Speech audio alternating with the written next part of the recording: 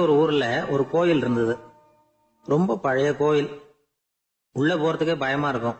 எந்த நேரத்துல இடிஞ்சு விழுந்துருமோ அப்படிங்கிற பயம். அப்படி இருந்ததுனால யாரும் துணிஞ்சு சாமி கும்பிடுறதுக்கு அங்க போறதில்ல. கோயிலுக்கு வர்ற கூட்டம் கொஞ்சம் கொஞ்சமா குறைய ஆரம்பிச்சுட்டுது. கோயில் நிர்வாகிகள் எல்லாரும் கூடி உட்காந்து பேசினாங்க. என்ன பண்ணலாம்னு யோசனை பண்ணாங்க. எந்த இடம் மோசமா இருக்கோ அந்த இடத்த பழுது பார்த்தாங்க. அங்க எங்க வர்ணத்தை பூசி கொஞ்சம் அழகுபடுத்தி பார்த்தாங்க.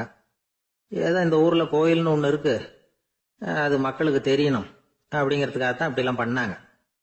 இருந்தாலும் கோவில் இருக்கிற நிலைமை மக்களுக்கு தெரியும். அதனால அங்க வர்றது குறைச்சிக்கிட்டாங்க அவங்க. ஒரு கட்டத்துல யாருமே வர்றதில்ல. நிலைமை அந்த அளவுக்கு ஆயிட்டுது. மறுபடியும் கோவில் நிர்வாகிகள் கூட்டம் நடந்தது. இந்த கூட்டம் கூட கோயிலுக்கு உள்ள நடக்கல. இடிஞ்சு விழுந்துருமோங்கிற பயம். அதனால வெளியில தான் உட்காந்து கூட்டத்தை நடத்தினாங்க.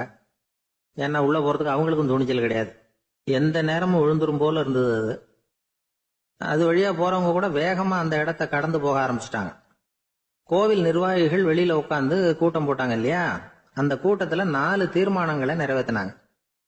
அது என்ன 4 தீர்மானம்னா, முதல் தீர்மானம், இந்த கோவிலை இடிப்பது அப்படிங்கிற முடிவை இந்த கமிட்டி மிகவும் வருத்தத்துடன் ஏற்றுக்கொள்ளுகிறது அப்படின்னு நிறைவேற்றினாங்க. இதுக்கு பதிலா இன்னொரு கோவிலை உடனடியாக கட்டி முடிச்சுடணுங்கிறது 2வது தீர்மானம். 3வது தீர்மானம் என்ன தெரியுமா? பழைய கோவிலின் கதவுகள், அதிலிருந்து பிரிச்சு எடுக்கிற செங்கல், இதையே புது கோவில் கட்டுவதற்கு பயன்படுத்தி கொள்ள வேண்டியது. பழைய கோவில் இருந்த மாதிரியே அதே வடிவத்துல புது கோவிலையும் கட்ட வேண்டியது. பழைய கோவிலின் அஸ்திவாரத்தை அப்படியே வச்சுக்கிட்டு அதுக்கு மேல நாம கோயிலை கட்டிக்க வேண்டியது. இதுதான் 3வது தீர்மானம். இதையும் கமிட்டி முழு மனசோட ஏத்துக்கிட்டது. இது வரைக்கும் சரி. இப்ப அந்த கமிட்டி 4வதா ஒரு முக்கியமான தீர்மானத்தை கொண்டுகிட்டு வந்து அதையும் ஏகமனதா நிறைவேற்றி விட்டது. அது என்ன தீர்மானம்னா, புதிய கோவில் கட்டி முடிக்கிற வரைக்கும் பழைய கோவிலை இடிக்கிறதில்லை அப்படிங்கிற தீர்மானம். எப்படி இருக்குது பாருங்க இது. பழசை இடிக்காத வரையில அதே இடத்துல புதுசா எப்படி கட்ட முடியும்? பல விஷயங்கள்ல நாம நடந்துகிற முறையும் இப்படிதான் இருக்குதான். வாழ்க்கையில முன்னேறணும்னு ஆசைப்படுவோம். அதே நேரத்துல அந்த முன்னேற்றத்துக்கு எது தடையா இருக்கோ அதை விட்டு விடுறதுக்கும் மனசு வராது. வெளிநாட்டுல ஒரு பெரிய விருந்து நடந்துகிட்டு இருந்துதான். எல்லாரும் மது கோப்பையும் கையுமா அலைஞ்சுகிட்டு இருக்கிறாங்க. ஒருத்தர் மட்டும் கையில எதுவும் இல்லாம ரொம்ப நல்ல பிள்ளையா சாதுவா ஒரு ஓரமா தனியா உட்கார்ந்துருக்கிறார். அவர்கிட்ட நெருங்கி, வாங்க மது சாப்பிடலாம் அப்படின்னு கூப்பிட்டாங்களாம். என்ன வற்புறுத்தாதீங்க, நான் என் மனசுக்குள்ள உறுதியா தீர்மானம் பண்ணிவிட்டேன் அப்படின்னாராம். என்ன தீர்மானம் பண்ணிருக்கீங்க அப்படின்னு கேட்டிருக்காங்க. ஏற்கனவே முழு போதையில இருக்கும் பொழுது மறுபடியும் மது கோப்பையை தொடறதில்லை அப்படின்னு தீர்மானம் பண்ணிருக்கேன் அப்படின்னாராம். நாட்டுல நல்லவங்க ஒருத்தர் 2 பேர் இருக்கிறதுனால தாங்க மழையே பெய்யுது அப்படின்னு சொல்றது உண்டு. நல்லார் ஒருவர் உளரேல் அவர் பொருட்டு எல்லாருக்கும் பெய்யும் மழை. சில சமயம் ரொம்ப பேர் திடீர்னு நல்லவங்களா ஆயிடுவாங்க போல இருக்கு. அதனாலதான் விடாம பேய் மழையா கொட்டி தீர்த்துடுது. எல்லாரும் நல்லவங்களாயிட்டா உலகமே தாங்காது போல இருக்க. அப்பப்ப ஒருத்தர் 2 பேர் நல்லவங்களாகணும். அப்பதான் சீரா மழை பெய்யும். மாசத்துக்கு 3 பேர் நல்லவங்களானா மாதம் மும்மாரி பொழியும். இதெல்லாம் வேடிக்கை பேச்சு. இப்போ இதெல்லாம் ஒரு பக்கம் இருக்கட்டும். இப்போ விஷயத்துக்கு வருவோம். ஒரு கும்பல்ல நல்லவன் யாரு அப்படிங்கறத எப்படி கண்டுபிடிக்கிறது? இதுக்கு ஒரு வேடிக்கை கதை உண்டு. என்னுடைய நண்பர் ஒருத்தருக்கு அவங்க பாட்டியம்மா சொன்ன கதையா அது. அது என்ன கதைன்னா, ஒரு ஊர்ல ஒரு சமயம் பலமான மழை பெய்ய ஆரம்பிச்சுட்டுதான். இடி மின்னல் ரொம்ப கடுமையா இருந்திருக்குது. ஆரம்பிச்ச மழை வர வர கடுமையா ஆகிட்டு இருக்குதே தவிர நிக்கிற பாடா தெரியல. ஊரு ஜனங்கள்லாம் பார்த்தாங்க. இதுக்கு மேலேயும் வீட்டு உள்ள இருந்தா ஆபத்துங்கிறத புரிஞ்சுக்கிட்டாங்க. ஏன்னா வீடெல்லாம் இடிஞ்சு விழுந்துருமோங்கிற பயம். உடனே எல்லாரும் புறப்பட்டு ஊருக்கு பொதுவா இருந்த ஒரு மண்டபத்துல போய் தங்கிக்கிட்டாங்க. மின்னல் கடுமையா இருந்தது. இடி எந்த நேரத்திலையும் விழலாம்ங்கிற நிலைமை. எப்போ விழலாம்னு பார்த்துக்கிட்டு இருக்குது. அந்த மண்டபத்துல இருந்த ஜனங்கள் மனசுக்குள்ள ஒரு பயம். நம்ம கூட்டத்துல யாராவது ஒரு கெட்டவன் பாவம் பண்ணவன் இருந்தா கூட இடி வந்து இந்த மண்டபத்துல விழுந்துரும், அது எல்லாருக்கும் ஆபத்து அப்படின்னு நினைச்சாங்க. சரி, இதுக்கு என்ன பண்ணலாம் அப்படின்னு யோசனை பண்ணாங்க. அந்த கூட்டத்துல ஒரு பெரியவர் இருந்தார். அவரு ஒரு யோசனை சொன்னார். இதோ பாருங்க, அதுக்கு ஒரு வழி இருக்கு. அதோ எதிர்த்தாப்புல கொஞ்சம் தூரத்துல ஒரு உயரமா மரம் ஒண்ணு இருக்கு பாருங்க. பொதுவா இடி வந்து சுலபமா விழறது அது மாதிரி உயரமான மரத்துல தான். நம்ம கூட்டத்துல இருக்கிறவங்க எல்லாரும் ஒவ்வொருத்தரா போய் அந்த மரத்தை தொட்டு விட்டு திரும்பி வந்துடணும்.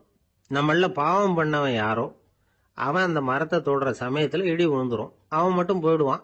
மண்டபத்துல இருக்கிற நாமெல்லாம் பொழைச்சிக்கலாம். அப்படின்னு ஐடியா கொடுத்தாரு அந்த பெரியவர்.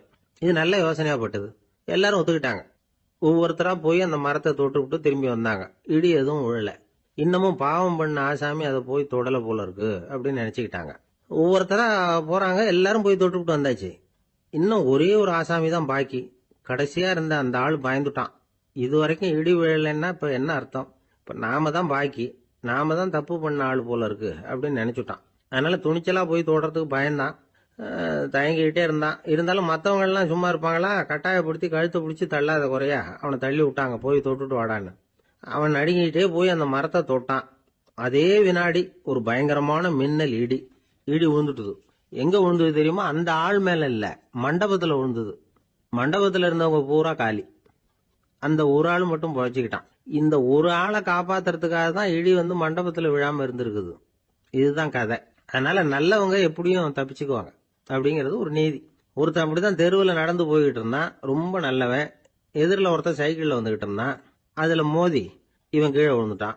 சைக்கிள்காரன் உடனே இறங்கி இவனை தூக்கி விட்டான். இவன் எழுந்திரிச்சு அவனை முறைச்சி பார்த்தான். அப்படி பார்க்காதீங்க சார், நீங்க ரொம்ப புண்ணியம் பண்ணிருக்கீங்க, அதுதான் இப்போ வந்து சைக்கிளில் மோதிக்கிட்டீங்க அப்படின்றான். என்ன அப்படி சொல்றேன் நான்? இவன் 10 நிமிஷத்துக்கு முன்னாடி நான் லாரி ஓட்டிட்டு வந்தேன், அப்போ நீங்க எதிரில் வந்திருந்தீங்கன்னா என்ன ஆயிருக்கும் அப்படின்னானா அவன். ஊர்ல ஒரு சிற்பி இருந்தார். சிற்பின்னா அவர் ரொம்ப திறமையுள்ளவர். அதாவது எங்கேயாவது ஒரு கல் கிடந்தா போதும், அதை அப்படியே எடுத்துட்டு வருவார். கொஞ்ச நாள் கழிச்சு அவர் இடத்துக்கு போய் பார்த்தா அழகா ஒரு சிற்பம் உட்காந்துருக்கும். இந்த கல்லா கிடந்தது சிற்பமா மாறி இருக்கும். அந்த அளவுக்கு பண்ணிவிடுவார். அப்பேற்பட்ட சிற்பி. எப்படிங்க அவ்வளவு மோசமான ஒரு கல்லுல இருந்து இவ்வளவு அழகா ஒரு சிற்பத்தை உங்களால வடிக்க முடிஞ்சது அப்படின்னு கேட்டா, அது ஒன்றும் பெரிய விஷயம் இல்லைங்க. இந்த சிற்பம் ஏற்கனவே அந்த கல்லுக்குள்ள இருந்தது. இதை சுத்தி இருக்கிற வேண்டாத பகுதிகளை எல்லாம் உளியால கொத்தி எடுத்துவிட்டேன், அவ்வளவுதான் என் வேலை. உடனே உள்ள இருந்த இது வெளியில வந்துட்டுது அப்படிம்பார். அந்த அளவுக்கு திறமைசாலி. ஒரு சின்ன பாறை இல்லைன்னா கருங்கல்ல பார்த்துட்டாருன்னா போறோம், விடமாட்டார். அந்த கல்லோட அமைப்பை கவனிச்சு பார்த்துட்டு இதுக்குள்ள ஒரு வீரன் ஒளிஞ்சிருக்காம்பார். அவர் கண்ணுக்கு அதுக்கு தெரியும். இந்த கல்லுக்குள்ள ஒரு துறவி உட்காந்துருக்காரும்பார். நமக்கெல்லாம் வெறும் கல்லாதான் தெரியும். இந்த கல்லுக்குள்ள ஒரு நடன மங்கை நடனம் ஆடிக்கிட்டு இருக்கா அப்படிம்பார். உடனே அந்த கல்லை கொண்டுகிட்டு வருவார். அவர் சொன்னது மாதிரியே உள்ள இருக்கிற அவங்களையெல்லாம் வெளியில கொண்டுட்டு வந்துருவார். அதாவது வேண்டாத பகுதிகளை எல்லாம் கொத்தி எடுத்துருவார். அவரு மொழியில சொல்ல போனா, இந்த சிற்பிக்கு ரொம்ப நாளா மனசுக்குள்ள ஒரு ஆசை. அதாவது உண்மை, தூய்மை, இதுக்கு உதாரணமா இருக்கக்கூடிய புத்தர் சிலைய வடிக்கணும் அப்படிங்கிறது அவரோட ஆசை. ஆனா அந்த ஆசை நிறைவேறாமலே இருந்துகிட்டு வந்தது. அதுக்கு என்ன காரணம்னா, அதுக்கு தகுந்த மாதிரி ஒரு கல்லு கிடைக்கல. கல்லு கிடைச்சா அதை செஞ்சிருவாரு. ரொம்ப காலமா அங்கங்க தேடி அலைஞ்சார். இந்த புத்தர் சிலை வடிக்கிறதுக்கு பொருத்தமா ஒரு கல்லு கிடைக்குமா அப்படின்னு சொல்லி கண்ணுல படுற கல்லையெல்லாம் உத்து உத்து பார்ப்பார். உள்ள புத்தர் இருக்காரான்னு கவனிப்பார். இருக்கிற மாதிரி எதுவும் தெரியல அவர் கண்ணுக்கு. சரி, இதுக்கு என்ன செய்யலாம்னு யோசனை பண்ணார். நேரா ஒரு புத்த மடாலயத்துக்கு போனார். அங்க இருக்கிற ஒரு புத்த துறவியை சந்திச்சார். அவர்கிட்ட விசாரிச்சார், சுவாமி, புத்தரின் தூய்மை ஒளிஞ்சிருக்கிற அந்த கல் எங்க கிடைக்கும் அப்படின்னார். அந்த கல் இருக்கிற இடம் எதுன்னு இன்னமும் உங்களுக்கு தெரியலையா அப்படின்னு கேட்டார் துறவி. இல்லைங்க, அதுக்காகத்தான் அலைஞ்சிக்கிட்டு இருக்கிறேன் அப்படின்னாரு இவரு. சரி, கவலைப்படாதீங்க, ஏன் கூட வாங்க காட்டுறேன் அப்படின்னு அழைச்சிட்டு போனார். எங்க போனார்னா, அந்த மடாலயத்தின் பின்பக்கம் போனாங்க. 2 பேரும் போனாங்க. அங்க போய் பார்த்தா அங்க ஒரு கிணறு இருந்தது. என்ன அது, நாம கேட்டது கல்லு, இவர் அழைச்சிட்டு வந்து காட்டுறது கிணறு அப்படின்னு இவருக்கு சந்தேகம். ஒரு மாதிரியா பார்த்தார். அவரு சொன்னார், துறவி எட்டி பாருங்க உள்ள அப்படின்னாரு. கிணறுக்குள்ள என்ன இருக்கும்னு இவருக்கு தெரியாதா? இருந்தாலும் அவர் சொல்றாரு அப்படின்னு சொல்லி எட்டி பார்த்தார். பார்த்தா அதுல தண்ணி இருந்தது. அந்த தண்ணியில தன்னோட உருவம் தெரிஞ்சுது. இப்ப அந்த புத்த ஞானி சொன்னார், துறவியாரே, புத்தரை நாம தான் ஒளிச்சு வச்சிருக்கிறோம், நமக்குள்ளதான் அவர் மறைஞ்சிருக்கிறார். அவரை அடையாளம் தெரியாதபடி மூடி இருக்கிறது எது தெரியுமா? நம்ம கிட்ட இருக்கிற கோபம், போலித்தனம், பதட்டம், ஆசை, இதெல்லாம் தான். அறிவு அப்படிங்கிற ஒளியால அதையெல்லாம் செதுக்கி எடுத்துட்டோம்னா அந்த அழகான புத்தர் வெளியில வந்துருவார் அப்படின்னு சொன்னார் துறவி. அதனால நமக்குள்ள இருக்கிற நம்மள நமக்கே அடையாளம் தெரியல அப்படிங்கிறது தான் உண்மை. இந்த உண்மையான மனிதன் உள்ளே இருக்கிறான். இவர் கல்லை பார்த்துட்டு உள்ள யார் இருக்காங்கிறது அவருக்கு தெரிஞ்சது சிற்பிக்கு. ஆனா உண்மையான புத்தர் எங்க இருக்காருங்கிறத அவரால் அடையாளம் கண்டுபிடிக்க முடியல. அப்படிதான் பல பேர் இன்னைக்கு இருந்துகிட்டு இருக்கிறோம். ஒரு அப்பா தன்னுடைய பிள்ளைக்கு புத்தி சொன்னார், அதோ பார்ப்பா, மனசுதான் கல்லு, அறிவு தான் ஒளி. உன்னுடைய மனசுங்கிற கல்ல அறிவுங்கிற ஒளியால செதுக்கி அழகான மனிதனா நீ வெளியில வரணும்னார். அதுக்காக தான்ப்பா தேடிட்டு இருக்கேன்னா அவன். மனசுங்கிற கல்ல தேடிக்கிட்டு இருக்கிறியா அப்படின்னு கேட்டார். இல்லப்பா, அறிவுங்கிற ஒளி எங்க இருக்குன்னு தெரியல எனக்கு, அதை தான் தேடிக்கிட்டு இருக்கிறேன் அப்படின்னு நானா. அதனால அறிவை தேடிக்கிட்டு இருக்கிறவன் என்னைக்கு உண்மையை கண்டுபிடிக்க போறான்? அதையே கண்டுபிடிக்க முடியலங்கும் பொழுது, அதனால நாம் யார் அப்படிங்கறது நமக்கு அடையாளம் தெரியணும். அந்த அடையாளம் தெரிஞ்சுட்டா வாழ்க்கையில வெற்றி நிச்சயம். கிபி 1078 வருஷம் மார்ச் மாதம் 19ஆம் தேதி திங்கட்கிழமை அதிகாலை நேரம் ஒரு குழந்தை பிறந்தது. எங்க தெரியுமா? காஸ்பியன் கடலுக்கு தெற்கே பாரசீக மொழி வழங்கிய தபரிஸ்தான் மாநிலத்துல ஜீலான்கிற புனித நகர், அதோட புறநகர் பகுதியில உள்ள நீப்புங்கிற ஊர்ல தான் அந்த குழந்தை பிறந்தது. அந்த இடம் இப்போ ரஷ்யாவில் இருக்கு. அந்த குழந்தை யாருன்னு நினைக்கிறீங்க? அதுதான் முஹித்தீன் பெருமான், ஆன்மீக சாதனைகள் புரிந்த மகான் முஹித்தீன் ஆண்டகை. தன்னுடைய 18வது வயசுல உயர் கல்விக்காக ஜீலான் நகரத்தை விட்டு பகுதாத் நகரத்துக்கு புறப்பட்டு போறார். இளம் பிராயம் தானே, அதனால துணைக்கு ஒரு வர்த்தக கூட்டத்தோட சேர்ந்து போயிட்டு இருக்கிறார். ரொம்ப தூரம் போகணும். ஒவ்வொரு இடமா தங்கி தங்கி போயிட்டு இருக்கிறாங்க. ஒரு இடத்துல ஒரு கொள்ளை கூட்டம் பயங்கரமான ஆயுதங்களோட அவங்கள வழிமறிச்சுட்டுது. அந்த வர்த்தக கூட்டம் வச்சிருந்த பொருள்களை எல்லாம் அவங்க பறிச்சு விடுறாங்க. இவங்களும் பயந்துகிட்டு இருந்தது எல்லாத்தையும் அவங்க கிட்ட கொடுத்துடுறாங்க. முஹித்தீன் ஆண்டகை மட்டும் இதையெல்லாம் பார்த்துக்கிட்டு தனியா ஒதுங்கி நிக்கிறார். ஒரு 18 வயசு பையன் மட்டும் இப்படி தனியா அநாத சிறுவன் மாதிரி நின்றுட்டு இருக்கிறத அந்த கொள்ளை கூட்டத்துல இருந்த ஒருத்தன் பாக்குறான். கிட்ட நெருங்கி வர்றான். அலட்சியமாவும் கிண்டலாவும் உங்ககிட்ட ஏதாவது இருக்குதா அப்படின்னு கேக்குறான். இவங்கிட்ட என்ன இருக்க போகுது அப்படிங்கிற நம்பிக்கையில அவன் அப்படி கேக்குறான். உடனே இவரு, ஓ இருக்குதே, என்கிட்ட 40 தீனார் இருக்கு அப்படிங்கிறார். இப்படி சொல்லியும் அந்த கொள்ளைக்காரனுக்கு நம்பிக்கை வரல. என்னிடம் விளையாடாத, பொய் சொல்லாத, உண்மையை சொல்லு அப்படிங்கிறான் அவன். உண்மையை தான் சொல்றேன், என்கிட்ட 40 தீனார் இருக்கு அப்படிங்கிறார் இவர். எங்க வச்சிருக்கிற அப்படின்னு கேக்குறான். சட்டையின் விழாப்புறத்துல உள்ள பகுதியில அதை வச்சு தச்சிருக்கிறாங்க அப்படின்னு உண்மையை சொல்றார். உடனே கொள்ளை கூட்ட தலைவன் அதை கத்தியால கீறிப்பார் அப்படின்னு உத்தரவு போடுறான். அந்த சட்டையை கிழிக்கிறாங்க. உள்ள இருந்து 40 பொற்காசுகளும் பொல பொலன்னு கீழே கொட்டுச்சு. அதை பார்த்த உடனே அந்த கொள்ளை கூட்ட தலைவன் மலைச்சு போய் நின்னுட்டான்.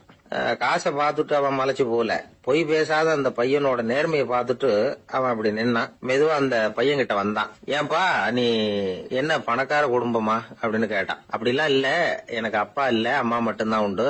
எங்க அப்பா எனக்குன்னு விட்டு போன சொத்தே இந்த 40 தீனார் தான் அப்படின்னாரு இவர். அப்படி இருந்துமா உண்மை பேசணும்னு ஆசைப்பட்டேன். என்கிட்ட ஒண்ணும் இல்லைன்னு ஒரு வார்த்தை சொன்ன உன்னை விட்டுருப்போமே அப்படின்னா அவன். அப்படி இல்லைங்க, நான் இறைவன் திருநாமத்தை அறியக்கூடிய கல்வி ஞானத்துக்காக இப்ப போயிட்டு இருக்கிறேன். இறைவன் திருநாமத்தை உச்சரிக்க வேண்டிய நாவால பொய் பேசக்கூடாதுன்னு எங்க அம்மா சொல்லியிருக்கிறாங்க. அதனால நான் எப்பவுமே பொய் சொல்ல மாட்டேன் அப்படின்னு என்னுடைய தாய்க்கு வாக்கு கொடுத்திருக்கிறேன் அப்படின்னார் அவர். முஹித்தீன் பெருமான் வார்த்தைகளை கேட்ட அந்த கொள்ளையர்கள் மனம் திருந்தி நல்லவங்களா ஆயிடுறாங்க. அந்த கொள்ளையர் தலைவன் பிற்காலத்துல ஒரு பெரிய மகான் ஆயிடுறார்.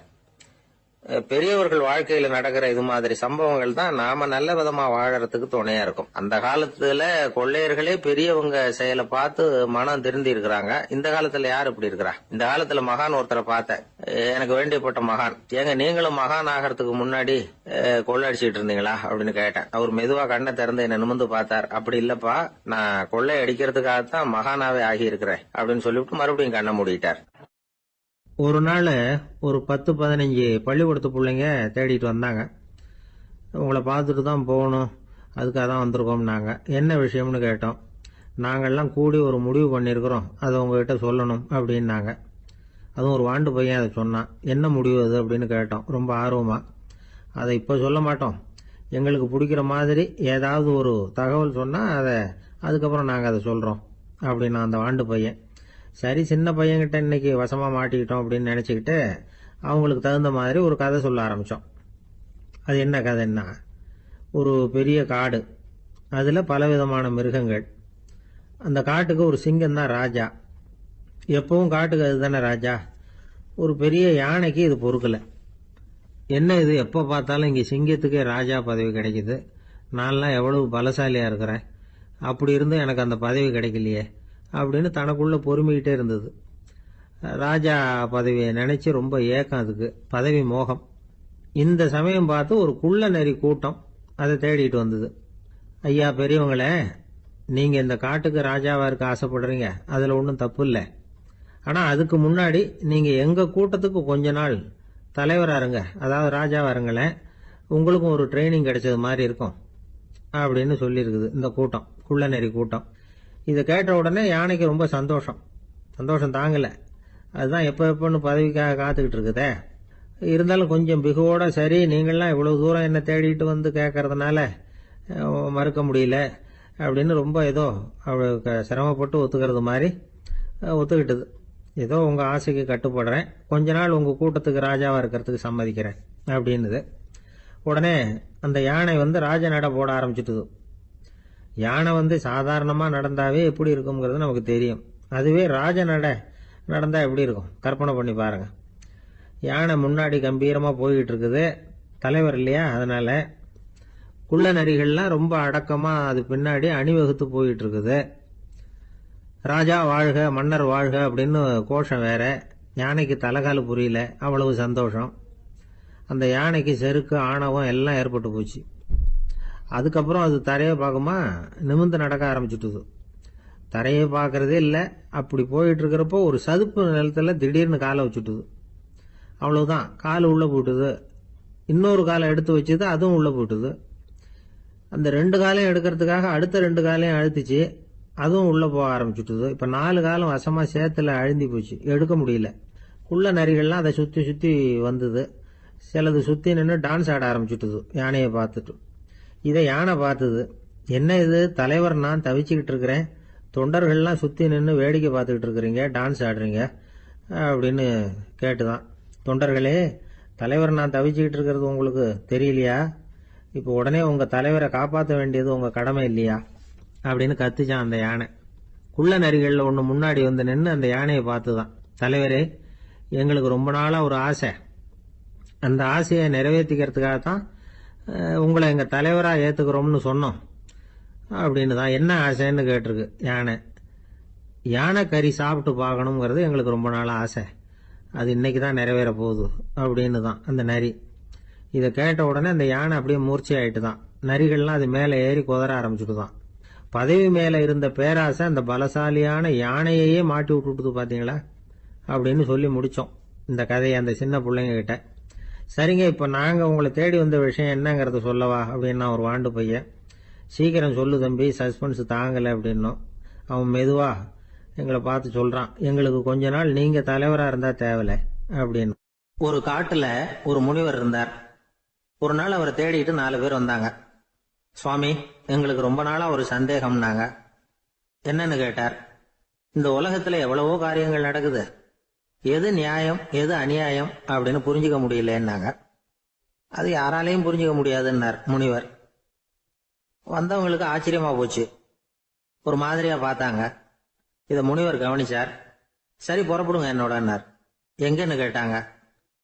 இப்போ உங்க 4 பேரையும் ஒரு புஷ்பக விமானத்துல அழைச்சிட்டு போறேன். இந்த உலகத்துல சர்வசாதாரணமா நடக்கக்கூடிய ஒரு காட்சியை உங்களுக்கு காட்ட போறேன். நீங்க பார்க்க போற அந்த காட்சி நியாயமா அநியாயமா அப்படிங்கறத என்கிட்ட சொல்லணும். நீங்க சரியான பதில் சொன்னா புஷ்பக விமானத்துல தொடர்ந்து பிரயாணம் பண்ணலாம். தவறான பதில் சொன்னா இந்த புஷ்பக விமானம் உங்களை கீழே தள்ளி விட்டுரும் அப்படின்னார். 4 பேருக்கும் பயம்தான், இருந்தாலும் முனிவர் கூப்பிடுறாரு அப்படின்னு சொல்லி புறப்பட்டாங்க. அவங்க எல்லாரும் புறப்பட்டு ஒரு காட்டு வழியா போய்கிட்டு இருக்கிறாங்க புஷ்பக விமானத்துல. அங்க நடக்கிற ஒரு காட்சியை காட்டுறார் முனிவர். அதோ அங்க பாருங்கன்னார். அந்த விமானத்துல இருந்தபடியே எல்லாரும் கீழே குனிஞ்சு பாக்குறாங்க. அங்க ஒரு தாய் புலி அப்பதான் குட்டி போட்டிருக்கு. குட்டிகளை ஈன்ற உடனே பசிக்கு இறை தேடி அந்த பக்கமா வருது. அதே நேரம் ஒரு தாய் மான், அதுவும் அப்பதான் குட்டி போட்டிருக்கு. அதுவும் இதே மாதிரி குட்டிகளை ஈன்ற உடனே பசிக்கு இறை தேடி அந்த பக்கமா வருது. இப்ப அந்த புலி அந்த மானை அடிச்சு போட்டுடுது, அதுவும் சாப்பிடுது, குட்டிகளுக்கும் கொடுக்குது. இப்போ அந்த புலிக்குட்டிகள் முகத்துல மகிழ்ச்சி, தாயை இழந்த அந்த மான் குட்டிகள் முகத்துல துக்கம். இப்போ அந்த முனிவர் 4 பேர்கிட்டையும் கேட்கிறார், நீங்க இங்க பாத்தீங்களே, இதுல எது நியாயம் எது அநியாயம்? ஒவ்வொருத்தரா சொல்லுங்க. உங்க பதில் சரியில்லைன்னா இந்த விமானம் உங்களை கீழே தள்ளி விட்டுரும், சொல்லுங்க பார்க்கலாம்னார். முதல்ல ஒருத்தன் சொன்னான், அந்த புலி செஞ்சது சரிதாங்க, அது பசிக்கு அதுதான் ஆகாரம், தன்னுடைய பசிக்கு தானே இற தேடிக்கிட்டது, அதுல என்ன தப்பு, அவ்வளவுதான், அதனால புலி செஞ்சது நியாயம்தான் அப்படின்னா. அவ்வளவுதான், அந்த விமானம் அவனை அப்படியே கீழே தள்ளி விட்டுட்டுது. அதனால அவன் கொடுத்த பதில் சரியில்லை அப்படிங்கிறது புரிஞ்சு போச்சு. இப்ப 2வது ஆள் சொன்னான், புலி செஞ்சது பாவம், அந்த தாய்மான் என்ன தப்பு பண்ணிச்சு, இப்ப அந்த குட்டிகளுக்கு யாரு ஆதரவு, அதனால புலி செஞ்சது அநியாயம் அப்படின்னா. அவ்வளவுதான், அவனையும் கீழே தள்ளி விட்டுடுது அந்த விமானம். இந்த பதிலும் சரியில்லை அப்படின்னு ஆயிட்டுது. இப்ப 3வது ஆள் வந்தான்.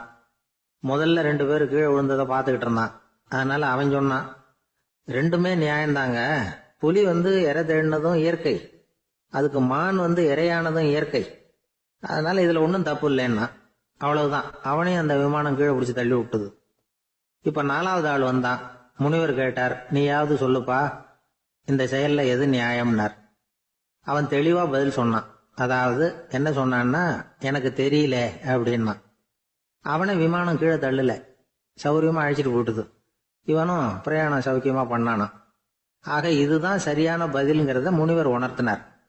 இந்த கதையிலிருந்து நாம புரிஞ்சுக்க வேண்டியது என்னன்னா, இந்த உலகத்துல எவ்வளவோ காரியங்கள் நடக்குது, அதெல்லாம் ஏன் அப்படி நடக்குதுங்கிறதுக்கு எப்பேற்பட்ட பண்டிதராலும் பதில் சொல்ல முடியாது. தெரியாததை தெரியாதுன்னு ஒத்துக்கிட்டா வாழ்க்கை பிரயாணம் சுகமா இருக்கும்.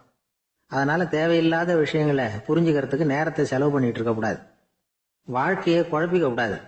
வாழ்க்கைக்கு தேவையானது என்னவோ அதை மட்டும் புரிஞ்சுக்கிட்டா போதும். இந்த காலத்து ஆள் ஒருத்தன் ஒரு பெரியவரை தேடி வந்தான். ஐயா, ஒரு சந்தேகம்னா.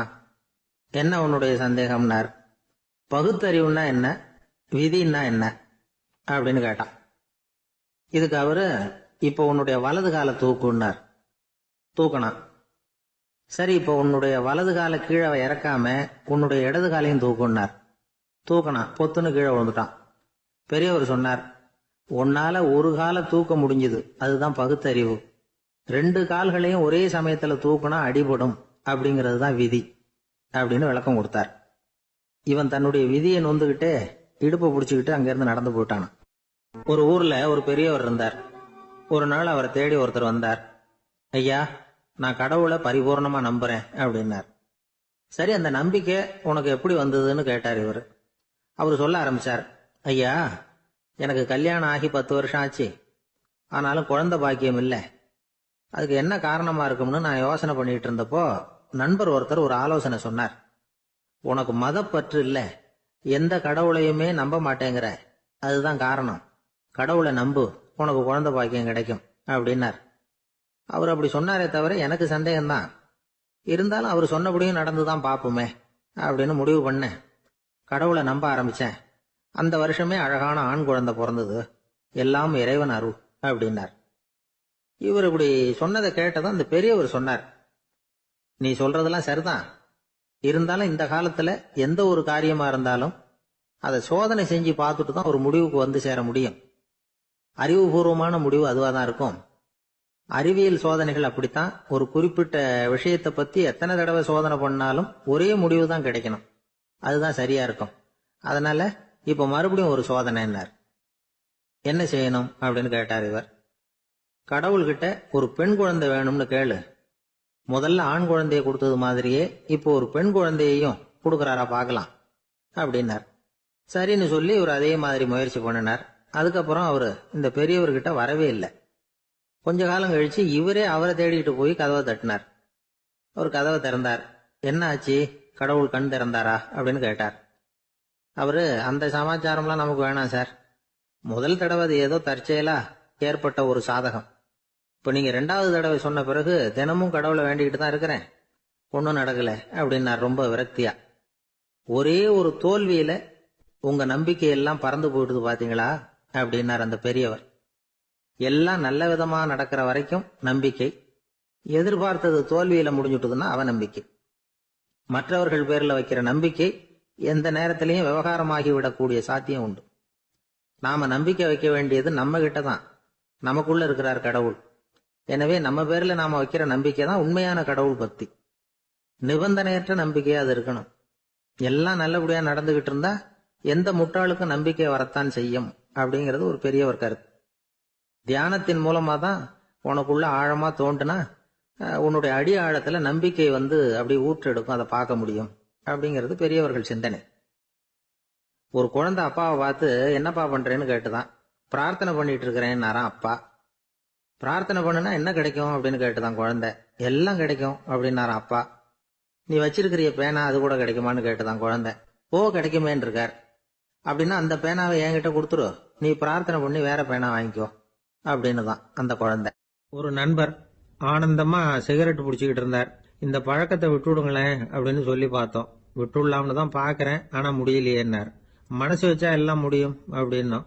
அவர் கொஞ்ச நேரம் யோசனை பண்ணார். அப்புறம் சொன்னார், சரி சார், இதுதான் நான் பிடிக்கிற கடைசி சிகரெட் அப்படின்னு சொல்லி ரொம்ப அழுத்தமா புகையை உள்ளுக்கு இழுத்தார். அதுக்கப்புறம் அந்த துண்டு சிகரெட்டை வீசி எறிஞ்சுட்டார். ஒருத்தர் இது மாதிரி தீர்மானம் பண்ணி தன்னுடைய கடைசி சிகரெட்டை தூக்கி எறிஞ்சுட்டாருன்னா அது ஒரு பெரிய விஷயம்தான். அதுக்கு பிறகு அவர் உடம்புல படிப்படியா என்னென்ன மாற்றங்கள் நடக்கும் அப்படிங்கறத பத்தி ஒரு விவர பட்டியலே வெளியிட்டு இருக்கிறாங்க. அது என்ன விவரம் தெரியுமா? ஒருத்தர் புகைப்பிடிக்கிற பழக்கத்தை நிறுத்துறாருன்னு வச்சுங்க. அப்படி அவர் நிறுத்தின 20 நிமிடங்களுக்குள்ள உயர் ரத்த அழுத்தம், உடல் வெப்பம், நாடி துடிப்பு இதெல்லாம் சரியான நிலைமைக்கு வந்துடுதான். 8 மணி நேரத்துக்குள்ள இந்த ஸ்மோக்கர்ஸ் பிரீத் அப்படிங்கிற தன்மை மறைஞ்சிருதான். ரத்தத்துல உள்ள கார்பன் மோனாக்சைடு அளவு குறையுதான், ஆக்சிஜன் அளவு கூடுதான், சரியான அளவுக்கு வந்துடுதான். ஒருத்தர் கடைசி சிகரெட்டை தூக்கி எறிஞ்சுட்டாருன்னா 24 மணி நேரத்துக்குள்ள மாரடைப்பு ஏற்படுறதுக்கான வாய்ப்பு குறைஞ்சுடுதான். 48 மணி நேரத்துக்குள்ள உணர்வு நரம்புகளின் முனைப்பகுதிகள் மறுபடியும் ஒண்ணு சேர்ந்துருதான். அதனால நாக்கு சுவை உணர்வு, மூக்கின் முகரும் சக்தி இதெல்லாம் மேம்படுதான், நல்ல நிலைமைக்கு வந்துருதான். சிகரெட்டை நிறுத்தின 3 நாளுக்குள்ள மூச்சு விடுறது சுலபமாயிடுதான். இப்படி அவங்க பட்டியல் நிறைய சொல்றாங்க. 2 அல்லது 3 மாசத்துக்குள்ள என்ன தெரியுமா, ரத்த ஓட்டம் மேம்படுது, நடக்கிறது சுலபமாயிடுது. நுரையீரல் கொள்ளளவு 30% அதிகரிக்குது. 1-9 மாசத்துக்குள்ள சுவாச குறைபாடுகள் நீங்குது. நுரையீரல்ல இருக்கக்கூடிய இந்த அசுத்தம் வடிகட்டும் திசுக்கள் சரியா வேலை செய்ய ஆரம்பிச்சிருது. 1 வருஷத்துக்குள்ள இந்த இதய அழுத்த நோய்க்கான வாய்ப்பு பாதியா குறைஞ்சிருது. இந்த சிகரெட்டை நிறுத்தின 5 வருஷத்துக்குள்ள ஒரு நாளைக்கு 1 பாக்கெட் சிகரெட் பிடிக்கிறவர்கள்ல நுரையீரல் புற்றுநோயினால சாகிறவர்கள் எண்ணிக்கை பாதியா குறைஞ்சிருது. புற்றுநோய் செல்கள் சீரமைக்கப்படுது. ஆக ஒருத்தர் புகைக்கிறத விட்டுணும்னு தீர்மானம் பண்ணி தன் கையில இருக்கிற சிகரெட்டை இதுதான் கடைசின்னு சொல்லி தூக்கி எறிஞ்சுட்டா அதுக்கப்புறம் படிப்படியா இவ்வளவு நன்மைகளும் மாற்றங்களும் ஏற்படுறதாக இந்த அமெரிக்கன் கேன்சர் சொசைட்டி தெரிவிச்சிருக்குது. அதனால புகைப்பழக்கம் உள்ளவங்க இதெல்லாம் கொஞ்சம் யோசிச்சு பார்த்து அந்த பழக்கத்தை விட்டு விடுறது ரொம்ப நல்லது. ஆனா அதையெல்லாம் நாம சொன்னா யாரு கேட்கறாங்க? என்னுடைய நண்பர் ஒருத்தர் புகைப்பழக்கம் உள்ளவர், அவர் என்கிட்ட சொன்னார், சார், சிகரெட் பிடிக்கிற பழக்கத்தை விட்டு விடுறது என்னை பொறுத்த வரைக்கும் ஒன்றும் பெரிய கஷ்டமான செயல் இல்லை, அது ரொம்ப சுலபம் அப்படின்னார். எப்படி சொல்றீங்கன்னு கேட்டேன். நான் ஏற்கனவே 20 தடவை அந்த பழக்கத்தை விட்டுருக்கேன் சார் அப்படின்னா. ஒரு ஊர்ல ஒரு குரு இருந்தார், ஜென் குரு. அவரை தேடிட்டு ஒரு மன்னர் வந்தார். வந்தவர் ஜப்பான் மன்னர். தோட்டக்கலையை பத்தி தெரிஞ்சிட்டு போறதுக்காக அவர் வந்தார். எப்படி தோட்டம் அமைக்கிறது அப்படிங்கறத பத்தி அந்த குரு விவரமா சொல்லி கொடுத்தாரு. 1 நாள் 2 நாள் இல்ல, 3 வருஷம் கத்து கொடுத்தார். அதுக்கப்புறம் சொன்னார், நான் கத்து கொடுத்துட்டேன், இனிமே நீங்க போகலாம், போய் தோட்டம் அமைக்கலாம், அதுதான் உங்களுக்கு பரிசை. தோட்டம் அமைச்ச பிறகு சொல்லி அனுப்புங்க, நான் பாக்குறேன். நீங்க இங்க என்னவெல்லாம் கத்துக்கிட்டீங்களோ அதையெல்லாம் அங்க செயல்முறையில செஞ்சு காட்டுங்க அப்படின்னு சொல்லி அனுப்பி வச்சார். மன்னர் போனார். அரண்மனைக்கு பக்கத்திலேயே ஒரு பெரிய தோட்டத்தை உண்டு பண்ணினார். அழகான மரங்களையும் செடிகளையும் உருவாக்கினாரு. கிட்டத்தட்ட 1000 தோட்டக்காரர்களை பயன்படுத்தி 3 வருஷங்கள் முயற்சி பண்ணி அந்த அழகான தோட்டத்தை உருவாக்கினார். குரு கிட்ட இருந்து செய்தி வந்தது, நாளைக்கு தோட்டத்தை பாக்குறேன் அப்படின்னு. மன்னர் உடனே சுறுசுறுப்பாயிட்டார். முதல் நாளே தோட்டத்தை சுத்தப்படுத்தினார். ராத்திரி பூரா யாரும் தூங்கல. எல்லாருக்கும் தோட்டத்தை ஒழுங்குபடுத்துற வேலை. அது அந்தந்த இடத்துல ஒழுங்கா இருக்குதா அப்படின்னு சரி பார்த்தாங்க. ஒரு தவறும் இல்லாத வகையில அதை ஒழுங்குபடுத்தினாங்க. மறுநாள் குரு வந்தார், தோட்டத்தை பார்த்தார். அவருக்கு கோபம் வந்துட்டுது. மன்னருக்கு ஆச்சரியம், எப்பவும் சிரிச்சுக்கிட்டே இருக்கிறவர் இப்ப எப்படி இருக்கிறாரே அப்படின்னு மெதுவா குரு கிட்ட போய் எல்லாம் சரியா தானே இருக்குது அப்படின்னார். எல்லாம் சரிதான், ஆனாலும் எங்கே அந்த பொன்னிற காற்று அப்படின்னார். உதிர்ந்த இலைகள், பொன் மஞ்சள் நிற இலைகள் காற்றில் அப்படி புரண்டு ஓடுவதை நான் பார்க்க முடியவில்லையே அப்படின்னாராம். அது இல்லாம இந்த தோட்டம் உயிரோட்டம் உள்ளதா இருக்காது, இதுல பாடல் இல்லை, ஆடல் இல்லை, அதெல்லாம் இல்லாம இந்த தோட்டம் ரொம்பவும் செயற்கையா தெரியுதேன்னாராம். மன்னர் இப்பதான் யோசனை பண்ணார். கீழே கிடந்த காஞ்சி போன இலைகள் மட்டும் இல்ல, மரத்துல இருந்த காஞ்சி போன இலைகளையும் அப்புறப்படுத்தி சுத்தமா வச்சிருக்கிறார். இறப்பும் வாழ்க்கையினுடைய ஒரு பகுதி தான். மரணம்ங்கிறது வாழ்க்கைக்கு எதிரானது அல்ல, அதை நிரப்பும் ஒரு பகுதி தான் அது. மரணம் இல்லையில் வாழ்க்கையே இல்லை அப்படிங்கிறது பெரியவங்க கருத்து. இப்ப அந்த தோட்டம் அழகாதான் இருக்குது, இருந்தாலும் அது ஒரு ஓவியம் மாதிரி உயிர் இல்லாமல் இருக்கு. குரு ஒரு வாளியை கையில எடுத்துக்கிட்டார், தோட்டத்தை விட்டு வெளியில போனார். ஏற்கனவே வீசி எறிந்த அந்த சருகுகளை எல்லாம் அள்ளி கொண்டுட்டு வந்தார். உள்ள எல்லா இடங்கள்லயும் அதை வீசினார். உடனே காத்து அந்த காய்ந்த சருகுகளையும் பழுத்த இலைகளையும் அசைக்க ஆரம்பிச்சுட்டுது. இப்போ அங்க சலசல சத்தம், சங்கீதம், இலைகளின் நடனம், ஓவியம் மாதிரி இருந்த அந்த தோட்டத்துக்கு இப்போ உயிர் வந்துட்டுது. இதுதான் அந்த பொன்னான காற்று அப்படின்னாராம் குரு. மன்னருக்கு புரிஞ்சுது. மிகப்பெரிய ஜென் கேள்வி ஒன்று உண்டு. உம்மான் அப்படிங்கிற ஒரு பெரிய குருவை பார்த்து துறவி ஒருத்தர் கேட்டாராம், இலைகள் எல்லாம் கீழே விழுந்து மரங்கள் மொட்டையாக இருக்கும் பொழுது என்ன நடக்கும்? இதுதான் கேள்வி. இதுக்கு உம்மான் சொன்ன பதில் பொன்னான காற்று, தி கோல்டன் விண்ட் அப்படின்னாராம். இதுக்கு என்ன விளக்கம்னா, உன்னுடைய எண்ணங்கள் எல்லாம் உன்னுடைய மனசிலிருந்து கீழே விழுந்து உனது உள்ளுணர்வானது மொட்டையாக நிற்கும் நிலைதான் அது. உனது வேர்களின் அருகில் காற்று வீசுகிறது. எல்லா எண்ணங்களும் உன்னிலிருந்து வெகு தூரத்துக்கு புரண்டு கொண்டே சென்று விடுகிறது. நீ அவற்றை கடந்து விட்டால் நீ அவைகளுக்கெல்லாம் மேலெழுந்து கீழே பார்ப்பவனைப் போல நிற்க ஆரம்பித்து விடுவாய். அதுதான் தியானம் என்பது அப்படின்னு சொல்றாங்க. தியானம்ங்கிறது எண்ணத்துக்கு எதிரானது இல்ல, தியானம்ங்கிறது எண்ணங்களை கடந்து செல்வதுதான். அதுக்கப்புறம் நாம பொன்னிற காற்றுல ஆட ஆரம்பிச்சிருவோம். இதுதான் பெரியவர்கள் சொல்றது. என்கிட்ட ஒருத்தர் தோட்டம் அமைக்கணும்னு யோசனை கேட்டு வந்தார். எல்லாம் சொல்லி கொடுத்தேன். செடிகள்லாம் செழிப்பா வளரணும்னா வேர் காயாம பாத்துக்குங்க, தினமும் தண்ணி விடுங்க அப்படின்னு சொல்லி அனுப்பி வச்சேன். ஒரு மாசம் கழிச்சு ஒரு தோட்டத்தை பாக்கிறதுக்காக போனேன். போய் பார்த்தா எல்லா செடியும் வாடி கிடக்குது. என்னங்க இப்படி பண்ணிவிட்டீங்கன்னு. நீங்க சொன்னபடிதான் செஞ்சேன்னார். என்ன செஞ்சீங்கன்னு கேட்டேன். வேர் காயாம பாத்துக்க சொன்னீங்க, தினமும் ஒரு தடவை எல்லா செடியையும் ஒவ்வொன்னா புடுங்கி பார்த்து வேர் காயாம இருக்கா அப்படின்னு பார்த்துட்டு அதுக்கப்புறம் தண்ணி பாய்ச்சனே, அவ்வளவு. ஆளை கண்டா ஏன் இப்படி முகத்தை திருப்பிக்கிட்டு வர்றீங்க அப்படின்னு கேட்டார் ஒருத்தர் நண்பர்கிட்ட. எலெக்ஷன்ல அவன் எதிர்த்து நின்னவன் சார், என்ன அவன்கிட்ட நமக்கு என்ன பேச்சுவார்த்தை அப்படின்னாராம் ரொம்ப கோபமா இவர். சரி, அந்த ஆள் யாருன்னு கேட்டேன். என் கூட பிறந்த தம்பி தான் சார் அப்படின்னார் அந்த கோபம் குறையாமல். அதாவது நம்ம ஊர் நிலவரம் இப்படி, அதாவது அண்ணனும் தம்பியும் எதிர்த்து நிப்பாங்க தேர்தல்ல, ஒருத்தர் கண்டா பேசிக்கிறது இல்ல. ஆனா இங்கிலாந்துல எப்படி தெரியுமா, அங்க ஒரே மேடையில போட்டி போடுற 2 வேட்பாளர்களும் பேசுவாங்களாம், பட்டிமன்றம் மாதிரி. ஒருத்தர் முதல்ல எழுந்திருப்பார், நான் இந்த தேர்தலில் வெற்றி பெற்றால் என்னென்ன செய்வேன் அப்படின்னு சொல்லிவிட்டு உட்காருவார். அதுக்கப்புறம் அடுத்தவர் எழுந்திருப்பார், அவரு சொல்லுவார், நான் வெற்றி பெற்றா இந்த மக்களுக்கு என்னென்ன செய்வேன், இந்த நாட்டுக்கு என்னென்ன செய்வேன் அப்படிங்கறத சொல்லிவிட்டு உட்காருவார். 2 பேரும் ஒரே மேடையில பேசுவாங்க. மக்கள் 2 பேர் பேச்சையும் கேட்டுக்கிட்டு ஒரு முடிவுக்கு வருவாங்க. இதுதான் அங்க உள்ள பழக்கம். இங்க அப்படி இல்ல. இங்க ஒருத்தர் பார்த்தாவே முகத்தை திருப்பிக்கிறது. ஒரு தடவை இது மாதிரி ஒரு கூட்டம் நடந்துகிட்டு இருக்கு அங்க வெளிநாட்டுல தான். நேரத்துக்கு சரியா ஒரு வேட்பாளர் சேரல. இது இங்கிலாந்துல நடந்த நிகழ்ச்சி. அப்புறம் என்னாச்சுன்னா, ஒருத்தர் வந்துட்டாரு, இன்னொருத்தர் சேரல. அப்புறம் உடனே அந்த ஒருத்தர் வந்தவர் பேச ஆரம்பிச்சிட்டார். அதாவது அந்த இன்னொருத்தர் சார்பாவே பேசிட்டாராம். அதாவது அவர் வரல, நான் அவரு சார்பா நான் பேசிடுறேன். அதாவது அவர் ஜெயிச்சுட்டா அவர் என்னென்ன செய்வார் இந்த நாட்டுக்கு அப்படின்னு சொல்லி அவர் பக்கத்துல உள்ள நியாயத்தை எடுத்து இவரே சொல்லிட்டாராம். இப்படிலாம் அங்க நடந்துதான். இது எப்பேற்பட்ட தேர்தல் பண்பாடு பாருங்க. அதனால இன்னொரு விஷயம், இப்ப இங்கிலாந்துல எல்லாம் ஓட்டு கேட்கறப்ப வெற்றியா தோல்வியாங்கிறத ஓரளவுக்கு யூகிச்சுடலாமா. இப்போ ஒரு வேட்பாளர் ஒரு வீட்டுக்கு முன்னாடி போய் நின்று எனக்கு ஓட்டு போடுங்கன்னு கேட்கறாருன்னு வச்சுங்களேன், அதுக்கு என்ன பார்த்து செய்யறோம், போயிட்டு வாங்க அப்படின்னு சில வீடுகள்ல வாசல்ல நின்னே சொல்லி அனுப்பிச்சிருவாங்களாம். வேற சில வீடுகள்ல எப்படின்னா, வேட்பாளரை வீட்டுக்குள்ள கூப்பிட்டு காபி சாப்பிட சொல்லி உபசரிச்சு அதுக்கப்புறம் அனுப்பி வைக்கிறது வழக்கமா. இதுல எந்த வீட்டு ஓட்டு நிச்சயம் தெரியுமா? வாசல்ல நின்னே வழி அனுப்பி வச்சுடுறாங்க பாருங்க, அவங்க ஓட்டு நிச்சயம். உள்ள கூப்பிட்டு காப்பி கொடுத்து அனுப்புறாங்க பாருங்க, அவங்க ஓட்டு நிச்சயம் இல்லையா. சரி, அப்புறம் ஏன் அந்த உபசரிப்பு அப்படின்னு கேட்டா அதுக்கு ஒரு காரணத்தை சொல்றாங்க. அதாவது அது ஒரு அனுதாபத்தை தெரிவிக்கிற முறையா. ஐயோ பாவம், நாம இவருக்கு ஓட்டு தான் போட போறதில்ல, இதையாவது செய்வோம், காப்பியாவது சாப்பிட்டு போகட்டும் அப்படிங்கிற எண்ணமா. இப்படி அந்த ஒரு பழக்கம். ஆக அந்த ஊர்ல நிறைய காப்பி சாப்பிடணும்னு ஒருத்தர் ஆசைப்பட்டா தேர்தலில் தோத்து போறதுக்கு தயாரா இருக்கணும். ஒரு சமயம் ஒரு ஊர்ல தேர்தல் நடந்துதான். ஒரு தொகுதியில நின்று தோத்து போன ஒருத்தர் கையில ஒரு துப்பாக்கியோட ஊருக்குள்ள சுத்திக்கிட்டு இருந்தாராம். ஒரு போலீஸ்காரர் அவரை பார்த்துட்டு சந்தேகப்பட்டிருக்கார். அதனால அவரை தடுத்து நிறுத்தி, என்ன இது துப்பாக்கியோட சுத்துறீங்களேன்னு விசாரிச்சிருக்கார்.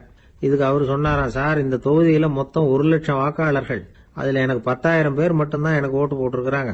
அப்படின்னா எனக்கு வேண்டாதவங்க இந்த தொகுதியில 90,000 பேர் இருக்கிறாங்கன்னு அர்த்தம். இப்படி ஒரு சூழ்நிலையில நான் என்னுடைய பாதுகாப்புக்கு ஆயுதம் இல்லாம நடமாடலாமா அப்படின்னு கேட்டாராம். எவ்வளவு எச்சரிக்கை பாருங்க. நம்ம ஊர்ல சில பேர் ஓட்டு கேட்கிற விதமே தனி. ஒருத்தர் ரொம்ப சாமர்த்தியமா ஓட்டு கேட்பாராம். அவர் எப்படின்னா, ஒரு வீட்டுக்கு போறாருன்னு வச்சுங்களேன், அந்த நேரம் அந்த வீட்டுக்காரரு என்ன செஞ்சுட்டு இருக்கிறாரோ அதே வேலையை இவரும் கொஞ்ச நேரம் செய்வாராம், அவருக்கு ஒத்தாசையா. அதுக்கப்புறம் மெதுவா பேச்சு கொடுப்பார், ஓட்டு கேட்பார், இது மாதிரி எலெக்ஷன்ல நிக்கிறேன் கவனிக்கணும்னு. அது மாதிரி ஒரு தடவை அவர் போனப்ப அங்க அவர் என்ன பண்ணிட்டு இருக்காரு, வீட்டுக்கு பின்னாடி மாட்டு கொட்டையில பால் கறந்துகிட்டு இருக்காரு ஒரு பசுமாட்டுக்கிட்ட. அந்த வீட்டுல இவர் ஓட்டு கேட்க போனவர் இவர் ஓடி போய் இன்னொரு சொம்பை எடுத்துக்கிட்டு அதே மாட்டுக்கு இன்னொரு பக்கம் போய் உட்காந்துக்கிட்டு இவரும் பால் கறக்க ஆரம்பிச்சிட்டார். எதிர உட்காந்துட்டு இருக்காரு அவரு, இவர் இந்த பக்கம் உட்காந்துருக்காரு. கீழே கொஞ்சம் குனிஞ்சு பார்த்தா ஒருத்தர் முகத்தை ஒருத்தர் பார்க்கலாம்.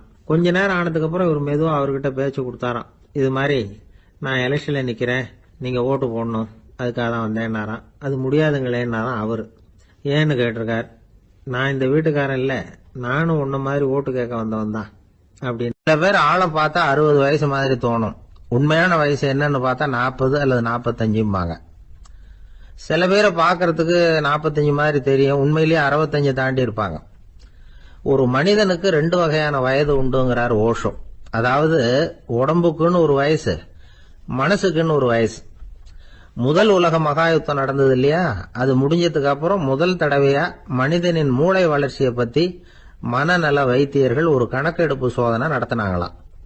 அது வரைக்கும் மனிதனுக்கு 2 வகையான வயது உண்டுன்னு யாரும் சிந்திச்சதே இல்லையா. அந்த உலக மகாயுத்தம் முடிஞ்சதுக்கு அப்புறம் மனிதனுடைய சராசரி மனதின் வயதை கணக்கிட்டு பார்க்கும் பொழுது அவங்களுக்குலாம் ரொம்ப அதிர்ச்சியா இருந்துதான். ஏன்னா அது ரொம்ப பின்தங்கிய நிலையில இருந்திருக்கு, வளர்ச்சி அடையாத நிலையில இருந்திருக்கு. அவங்க கண்டுபிடிச்ச பிரகாரம் அப்ப மனசோட சராசரி வயசு என்ன தெரியுமா, 14. அப்படின்னா பாத்துங்க, உடல் ரீதியா ஒருத்தரோட வயசு 70 கூட இருக்கலாம், ஆனா மனசோட வயசு 14 தான். இதுக்கு நேர்மாறா அமைஞ்சு போச்சுன்னு வச்சேங்க.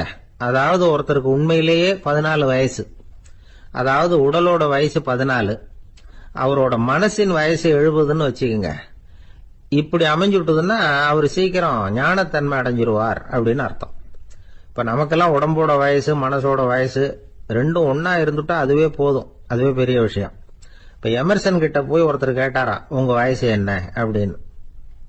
அவர் உடனே பதில் சொல்லியிருக்கார், 360 வருஷம் அப்படின்னாராம்.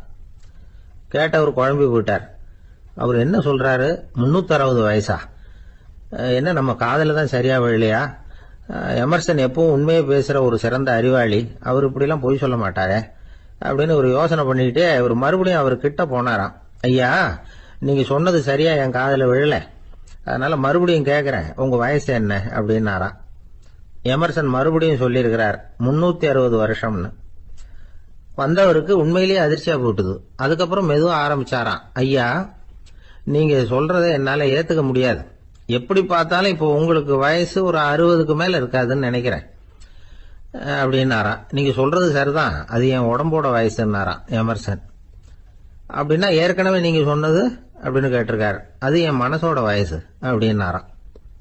நம்மளை பொறுத்த வரைக்கும் அறிவு தூசு படிஞ்சிருக்கு, அது மாதிரியே அன்பும் மாசுபட்டிருக்கு. இது ரெண்டையும் சுத்தம் பண்ண வேண்டியிருக்குது. அப்பதான் நாம சரியான வயசுல வாழ முடியும். ஒரு ஆசாமி இருக்கிறார், அவருக்கு உடம்போட வயசு அதிகம், மனசோட வயசு ரொம்ப குறைச்சல், குழந்தை மாதிரி. அவர் ஒரு ஆஸ்பத்திரியில படுத்திருக்கிறார். நர்சம்மா எல்லாருக்கும் மருந்து கொடுத்துட்டு போறாங்க. கொஞ்ச நேரம் கழிச்சு திரும்பி வந்தாங்க. அப்ப இவர் அந்த அம்மாவை கூப்பிட்டு சொல்றார், இத பாருங்க சிஸ்டர், நீங்க எல்லாருக்கும் சின்ன சின்ன மாத்திரையா கொடுத்துட்டு எனக்கு மட்டும் நீளமான மாத்திரையா கொடுத்துட்டீங்க, முழுங்கறதுக்கு ரொம்ப கஷ்டமா போச்சு, இனிமே எனக்கும் சின்ன மாத்திரையா கொடுங்க சிஸ்டர் அப்படின்னாராம். அந்த அம்மா உடனே அதிர்ச்சி ஆகி தலையில அடிச்சுக்கிட்டாங்களாம். நான் கஷ்டப்பட்டு மாத்திரையை முழுங்கினத்துக்கு நீங்க ஏமா தலையில தட்டிக்கிறீங்க அப்படின்னு கேட்டிருக்காரு இவர். இதுக்கு அவங்க சொல்லியிருக்கிறாங்க, நான் உங்களுக்கு கொடுத்துட்டு போனது மாத்திரை இல்லைங்க, அது தெர்மாமீட்டர் அப்படின்னாங்களாம். ஜெருசலேம் அங்க உள்ள ஒரு தேவாலயம், அதுல உள்ள பலிபீடத்தின் முன்னாடி ஒரு பெட்டி உண்டு. அது காணிக்கை பெட்டி. ஆலயத்துக்கு வர்றவங்க பிரார்த்தனை பண்ணிவிட்டு திரும்பி போற சமயத்துல அந்த பெட்டியில காணிக்கை போடுவாங்க. அவங்களால எவ்வளவு முடியுமோ அவ்வளவு போடுறது வழக்கம். அவங்கவுங்க வசதிக்கு தகுந்த மாதிரி போடுவாங்க. வசதி உள்ளவங்களா இருந்தாலும் சரி, வசதியே இல்லாத வறியவர்களா இருந்தாலும் சரி, ஆலய காணிக்கை பெட்டியில காசு போடுறது அவங்களுக்கு ரொம்ப பெருமையான ஒரு செயல். ஒரு சமயம் இயேசு தம்முடைய சீடர்களோடு அந்த ஆலயத்துக்கு வர்றார். அங்க உட்காந்து ரொம்ப நேரம் வழிபாடு பண்ணிட்டு இருக்கிறார். சீடர்களும் அந்த ஜபத்துல கலந்துகிட்டாங்க. வழிபாடு முடிஞ்சுது. இயேசு உட்கார்ந்துருக்கிறார். காணிக்கை பெட்டியில காசு போடுறவங்கள கவனிக்கிறார். சீடர்களும் அதையே கவனிச்சுக்கிட்டு இருக்கிறாங்க. ரொம்ப பேர் வரிசையா வந்தாங்க. அவங்களால முடிஞ்ச அளவுக்கு காசு போட்டுட்டு அவங்க பாட்டுக்கு போய்கிட்டு இருக்கிறாங்க. வசதியானவங்க நிறைய பேர் வந்தாங்க. அதுக்கு மத்தியில வயசான ஒரு அம்மா, அவங்களும் காசு போட்டுட்டு போறாங்க. இப்போ இயேசு தன்னுடைய சீடர்கள் பக்கம் திரும்பினார். ஒரு கேள்வி கேட்டார். இப்போ இந்த காணிக்கை பெட்டியில நிறைய பேர் காசு போட்டுட்டு போறத நீங்க கவனிச்சிங்க. இன்னைக்கு இந்த காணிக்கை பெட்டியில ரொம்பவும் அதிகமா காசு போட்டது யார் அப்படின்னு கேட்டார். முதல்ல வந்தார ஒரு பெரிய மனுஷன், அவர் தான் அதிகமா போட்டார் அப்படின்னாரு ஒருத்தர். மூணாவதா வந்தவர் தான் அதிகமா போட்டார், நான் கவனிச்சேன் அப்படின்னாரு இன்னொருத்தர். இப்படி ஆளுக்கு ஒரு விதமா சொல்றாங்க. கடைசியா இயேசு சொன்னாராம், இன்றைக்கு அந்த பெட்டியில அதிகமா காசு போட்டவங்க அந்த வயசான அம்மா தான் அப்படின்னாராம். சீடர்களுக்கு ஒன்றும் புரியல. அந்த அம்மா ரொம்பவும் ஏழையாச்சே, அவங்க எப்படி அதிகமா காணிக்கை செலுத்த முடியும் அப்படிங்கறது அவங்க சந்தேகம். இயேசு விளக்குனார். நிறைய பேர் வந்தாங்க, நிறையவே காசுகள் போட்டாங்க, அது உண்மைதான். ஆனாலும் அந்த அம்மா என்ன பண்ணாங்க கவனிச்சிங்களா? வந்தாங்க, தன்னுடைய காசு பைய திறந்தாங்க, அப்படியே கொட்டுனாங்க. அதுல இருந்தது 2 காசுகள் தான். அந்த 2 காசும் காணிக்கை பெட்டியில விழுந்துட்டுது. மற்றவங்கெல்லாம் தங்கள்கிட்ட இருந்த செல்வத்தின் ஒரு சிறு பகுதியை எடுத்து பெட்டியில போட்டாங்க. ஆனா இந்த அம்மா தன்கிட்ட என்ன இருந்ததோ அதை அப்படியே போட்டுட்டாங்க. தன்னுடைய பிழைப்புக்காக வச்சிருந்த அவ்வளவையும் இழக்கிறதுக்கு தயாராயிட்டாங்க. அவ்வளவு தாராள மனசு அவங்களுக்கு. அதனால அவங்க செலுத்தின காணிக்கை தான் அளவுல அதிகம் அப்படின்னார். விலை மதிப்பில்லாத முத்து புதையல் ஒருத்தனுக்கு கிடைக்க போகுதுன்னு வச்சுக்கோங்க. அதன் மதிப்பை உணர்ந்தவன் என்ன பண்ணுவான்? அதை அடையறதுக்காக தன்கிட்ட இருக்கிற எதையும் கொடுக்கறதுக்கு தயாரா இருப்பான் இல்லையா? அது மாதிரிதான் இதுவும் அப்படின்னார். உலக மதிப்பீடுகளை துரும்பா தூசியா மதிச்சு அதையெல்லாம் உதறி விடுகிறவன் இறையருள் அப்படிங்கிற இணையில்லாத செல்வத்தை பெறுகிறான் அப்படிங்கிறது இதுல உள்ள கருத்து. இறைவனுக்காக இழப்பதுன்னா துன்பப்படுகிறவர்களுக்காக, ஏழைகளுக்காக, ஏதுமற்றவர்களுக்காக இழப்பது அப்படின்னு அர்த்தம். உங்கள் அயலானுக்கு நீங்கள் என்ன உதவி செய்தாலும் அதை எனக்கே செய்கிறீர்கள் அப்படின்னு இயேசு சொல்லியிருக்கிறார். அடுத்தவங்களுக்கு உதவணுங்கிற குணம் இன்னைக்கு ரொம்ப குறைஞ்சு போச்சு. ஒருத்தன் வாழைப்பழத்தோல் வழுக்கி கீழே விழுந்துட்டான். பக்கத்துல இருந்த நண்பன் உடனே அவனை தூக்கிக்கிட்டு போய் ஆஸ்பத்திரியில சேர்த்துட்டான். அதுக்கப்புறம் சொன்னான், நீ அந்த வாழைப்பழத்தோல்ல காலை வைக்க போறத முன்னாடியே நான் கவனிச்சுட்டேன் அப்படின்னானா. அப்படின்னா அப்பவே நீ எனக்கு உதவி செஞ்சிருக்கலாமே அப்படின்னானா அவன். நான் டாக்டருக்கு உதவலாம்னு நினைச்சுட்டேன் அப்படின்னா இவன். ஒரு புகழ்பெற்ற ஜப்பானிய சாமுராய் வீரன், வாள் வீசுறதுல ரொம்ப கெட்டிக்காரன். ஒரு கடுமையான போர்ல கலந்து கொண்டுட்டு களைச்சு போய் திரும்பி வந்தான். படுக்கையில விழுந்தான். பக்கத்துல என்னமோ சத்தம் கேட்டுது. திரும்பி பார்த்தான். ஒரு எலி அவனை முறைச்சி பார்த்துக்கிட்டு இருந்தது. உடனே வாழை உருவனா வீசினான். தப்பிச்சுட்டு ஓடி போச்சு. எவ்வளவு முயற்சி பண்ணி பார்த்தா முடியல. கடைசியில் அந்த வாள் முறிஞ்சு போனதுதான் மிச்சம். ஒரு பக்கம் அவனுக்கு இது அவமானமா போயிட்டுது, இன்னொரு பக்கம் பயமா போயிட்டுது. எவ்வளவோ போர்கள்ல எதிரிகளை பந்தாடினவன் அவன் ஒரு எலி கிட்ட தோத்து போயிடுறதா அவனால சகிச்சிக்க முடியல. மனைவி கிட்ட சொன்னான் இப்படி நடந்துட்டுதுன்னு. அவ சிரிச்சா, உங்களுக்கு புத்தியே இல்லை, எலியை போய் யாராவது வாளால வெட்டுவாங்களா அப்படின்னு அந்த அம்மா சொன்னதும், நீ என்ன சொல்றேன்னா, ஒரு பூனையை கொண்டுட்டு வந்துட்டா போதும், அதுக்கப்புறம் ஏன் எலி வரப்போகுது அப்படின்னு அந்த அம்மா. உடனே ஒரு பூனை வந்து சேர்ந்தது. அது சாதாரண பூனை இல்லை, வீர சாகசங்கள்லாம் செஞ்சு பழக்கப்பட்ட பூனை. பெரிய இடத்துல வளர்ந்தது. அதை கொண்டுட்டு வந்துட்டாங்க. அந்த பூனை குறிப்பாத்து எலி மேலே பாஞ்சுது. ஆனால் அந்த எலியை சுலபமாக தப்பிச்சு போட்டுது. அடுத்தபடியாகவும் பாயறதுக்கு முயற்சி பண்ணிச்சு அந்த பூனை. ஆனால் அந்த எலியோ ரொம்ப தந்திரமா திடீர்னு அந்த பூனையின் முகத்துக்கு நேராக பாஞ்சுது. அவ்வளவுதான். அந்த பூனை பயந்து போய் ஒரே தாவா தாவி ஜன்னல் வழியாக வெளியில் ஓடி போச்சு. அந்த வீரனுக்கு இது ஒரு பெரிய அதிர்ச்சியாக இருந்தது. அடுத்தபடியாக யோசனை பண்ணான். ராஜா வளர்த்துக்கிட்டு இருந்த அரண்மனை பூனையை ஒரு நாள் ஏரவலா கேட்டு வாங்கிட்டு வந்தான். ஊர் உலகம்லாம் பேர் வாங்கின பூனை இது. அந்த பூனையாலும் அந்த எலியை ஒன்றும் செய்ய முடியல. வீரனுக்கு ரொம்ப அதிர்ச்சி. அந்த அரண்மனை பூனைகிட்டயே போய் புலம்புனான். அரண்மனை பூனையே, நீயே தோத்து போயிட்டியே, இனிமே நான் என்ன செய்ய முடியும்னா. அந்த பூனை சிந்திச்சுது. அப்புறம் சொல்லிச்சு, இந்த காரியத்துக்கு இந்த மேல்மட்ட விவகாரம்லாம் சரிப்பட்டு வராது. சாதாரண வீட்டு பூனை கிடைச்சதுன்னா அதை கொண்டுட்டு வந்து விட்டுப்பார் அப்படின்னுது. சாதாரண பூனையால என்ன செஞ்சிட முடியும்னா இவன் நம்பிக்கை இல்லாம. இப்போ அந்த அரண்மனை பூனை சொல்லிச்சு, பெரிய வீட்டு பூனையெல்லாம் நல்லா சாப்பிட்டு தூங்கி பழக்கப்பட்டிருக்கோம். அதுக்கெல்லாம் ராஜதந்திரம் தெரியும். ஆனால் எலி பிடிக்க தெரியாது. அதுக்கான வளர்ப்பும் இல்லை, பயிற்சியும் இல்லை. ஏன்னா அதுக்கெல்லாம் பசி கிடையாது. சாதாரண வீட்டு பூனை அப்படி இல்லை. பசிக்கு ஆகாரம் தேடி அலையும். எலிகளை பிடிச்சி சாப்பிட்டுட்டு தான் உயிர் வாழும்.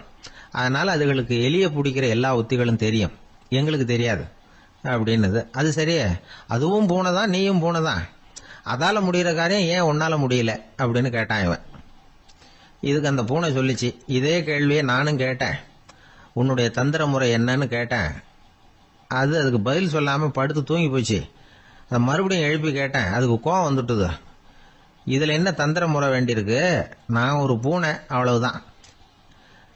பூனைன்னா பூனை, பூனை எலியை பிடிக்கும், நான் எலியை பிடிக்கிறேன், அவ்வளவுதான்னுது அப்படின்னு சொல்லி விவரமாக சொல்லிச்சு அந்த அரண்மனை பூனை. உடனே ஒரு சாதாரண பூனையை கொண்டுட்டு வந்துட்டாங்க. கொண்டாந்து விட்டா அது பார்க்கறதுக்கு ரொம்ப சாதாரணமாக தெரிஞ்சுது. இந்த வீரனுக்கு நம்பிக்கை வரல. இருந்தாலும் அதை கொண்டுட்டு வந்து வீட்டுக்குள்ளே விட்டான். ஒரே நிமிஷம் அந்த எலியை கவிட்டு வெளியில் ஓடி போச்சு.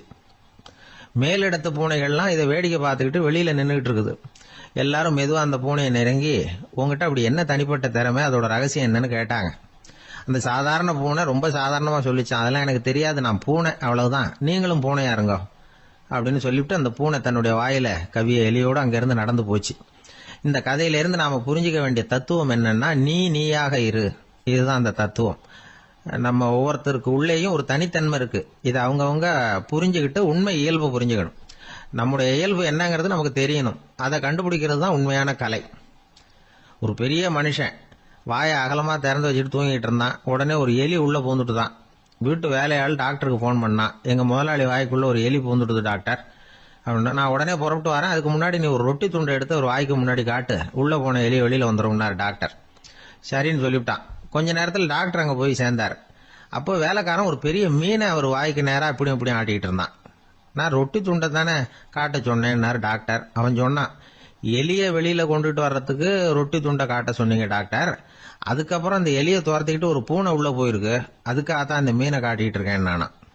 இது எதுக்குன்னா இப்படி வேடிக்கையா சொல்றது, பூனை பூனையாக இருக்க வேண்டும், எலி எலியாக இருக்க வேண்டும், மனுஷன் மனுஷனாக இருக்க வேண்டும் அப்படிங்கறத புரிஞ்சுக்கிறது. நாமாக இருக்கிற வரை வெற்றி நிச்சயம். ஐயா, என்னுடைய நூல் வெளியீட்டு விழாவுக்கு அவசியம் நீங்க வரணும் அப்படின்னு கூப்பிட்டார் ஒருத்தர். எப்போ வரணும்னு கேட்டேன். அடுத்த வாரம்னார். சரி, புத்தகம் தயாராகிட்டுதா அப்படின்னு. நாளைக்கு தான் அச்சிக்க கொடுக்க போறேன்னார். என்னங்க இது, புத்தகம் அச்சிடுறதுக்கு முன்னாடியே அழைப்புதழை வந்து அச்சடிச்சு விட்டீங்களே அப்படின்னு கேட்டேன். அதனால என்னங்க, அந்த காலம் மாதிரியா போலாம், அச்சுக்கலை வந்து எவ்வளவோ முன்னேறியாச்சுங்க. Linotype, monotype, phototype, laser, இப்படி என்னென்னமோ வந்தாச்சு. இன்னைக்கு கொடுத்தா நாளைக்கே புத்தகம் தயார் அப்படின்னார். இப்படி இந்த அளவுக்கு முன்னேறி இருக்கிற இந்த அச்சுக்கலை ஆரம்பத்தில் எப்படி இருந்தது தெரியுமா? அந்த காலத்தில் காகிதம்னா என்னன்னே தெரியாது. அப்படி ஒன்று கண்டுபிடிக்கப்படவே இல்லை. அப்போல்லாம் எதையாவது ஒன்று எழுதணும்னா அதுக்கு ஆட்டு தோலை தான் பயன்படுத்தி இருக்கிறாங்க. கண்ணுக்குட்டி தோல் கூட அதுக்கு உபயோகப்பட்டு தான். ஐரோப்பாவில் இருந்த பாதிரியார்கள் தோலில் எழுதப்பட்ட புத்தகத்தை தயாரிக்கிறதுல ரொம்ப கெட்டிக்காரங்களாம். எகிப்து, அப்புறம் மத்திய தரைக்கடல் ஓரத்தில் உள்ள நாடுகள், இங்கெல்லாம் தோல் தான் எழுது பொருளாக பயன்பட்டு வந்திருக்குது. ஆனால் நம்ம நாட்டில் ஓலைச்சுவடிகளை எழுத்துக்கு பயன்படுத்தி இருக்கிறாங்க. எழுதுறதுக்கு தோலை பயன்படுத்தினவங்க பிறகு பேப்பரைஸ் அப்படிங்கிற கோரை புல்லை வந்து அதுக்கு பயன்படுத்தினாங்களாம். இதெல்லாம் அப்படி கொஞ்சம் கொஞ்சமாக கண்டுபிடிச்சிட்டு வந்திருக்கிறாங்க. அந்த புல்லை வந்து கச்சிதமாக நறுக்க வேண்டியது, நல்லா பதப்படுத்த வேண்டியது, அதுக்கப்புறம் அதில் எழுத வேண்டியது, அவ்வளவுதான். பேப்பருங்கிற சொல்லே இந்த பேப்பைரஸ் அப்படிங்கிறதுலேருந்து வந்தது தான். அதுக்கப்புறம் தான் காகிதம் வந்தது. இதை முதல்ல சீன நாட்டில் தான் கண்டுபிடிச்சாங்க. அது வந்த பிறகு அச்சு எந்திரம் கண்டுபிடிக்க வேண்டிய அவசியம் ஏற்பட்டது. அதை கண்டுபிடிச்சவர் ஜெர்மானிய அறிவியல் அறிஞர் ஜான் கூட்டன்பர்க். அச்சு கலைக்கு அடித்தளம் அமைச்சவர் அவர் தான். ஜெர்மனியில மெயின்ஸ் அப்படிங்கிற ஊர்ல 1399 பிறந்தார். அவரோட மாமன் ஒருத்தர் உலோக வேலையில வல்லவர். அவர்கிட்ட அந்த வேலையை கத்துக்கிட்டார். அதோட வைர கற்களை பட்டை தீட்டுறதுலையும் ரொம்ப தேர்ச்சி பெற்றிருந்தார். இளம் வயசுலயே சும்மா இருக்க மாட்டாராம். எதை செஞ்சாலும் அதை திறமையா செய்வாராம். அவர் தான் முதல்ல மர அச்சு எழுத்துக்களை உருவாக்கினார். அது மேல மை தடவி பிரதிகள் எடுத்தார்.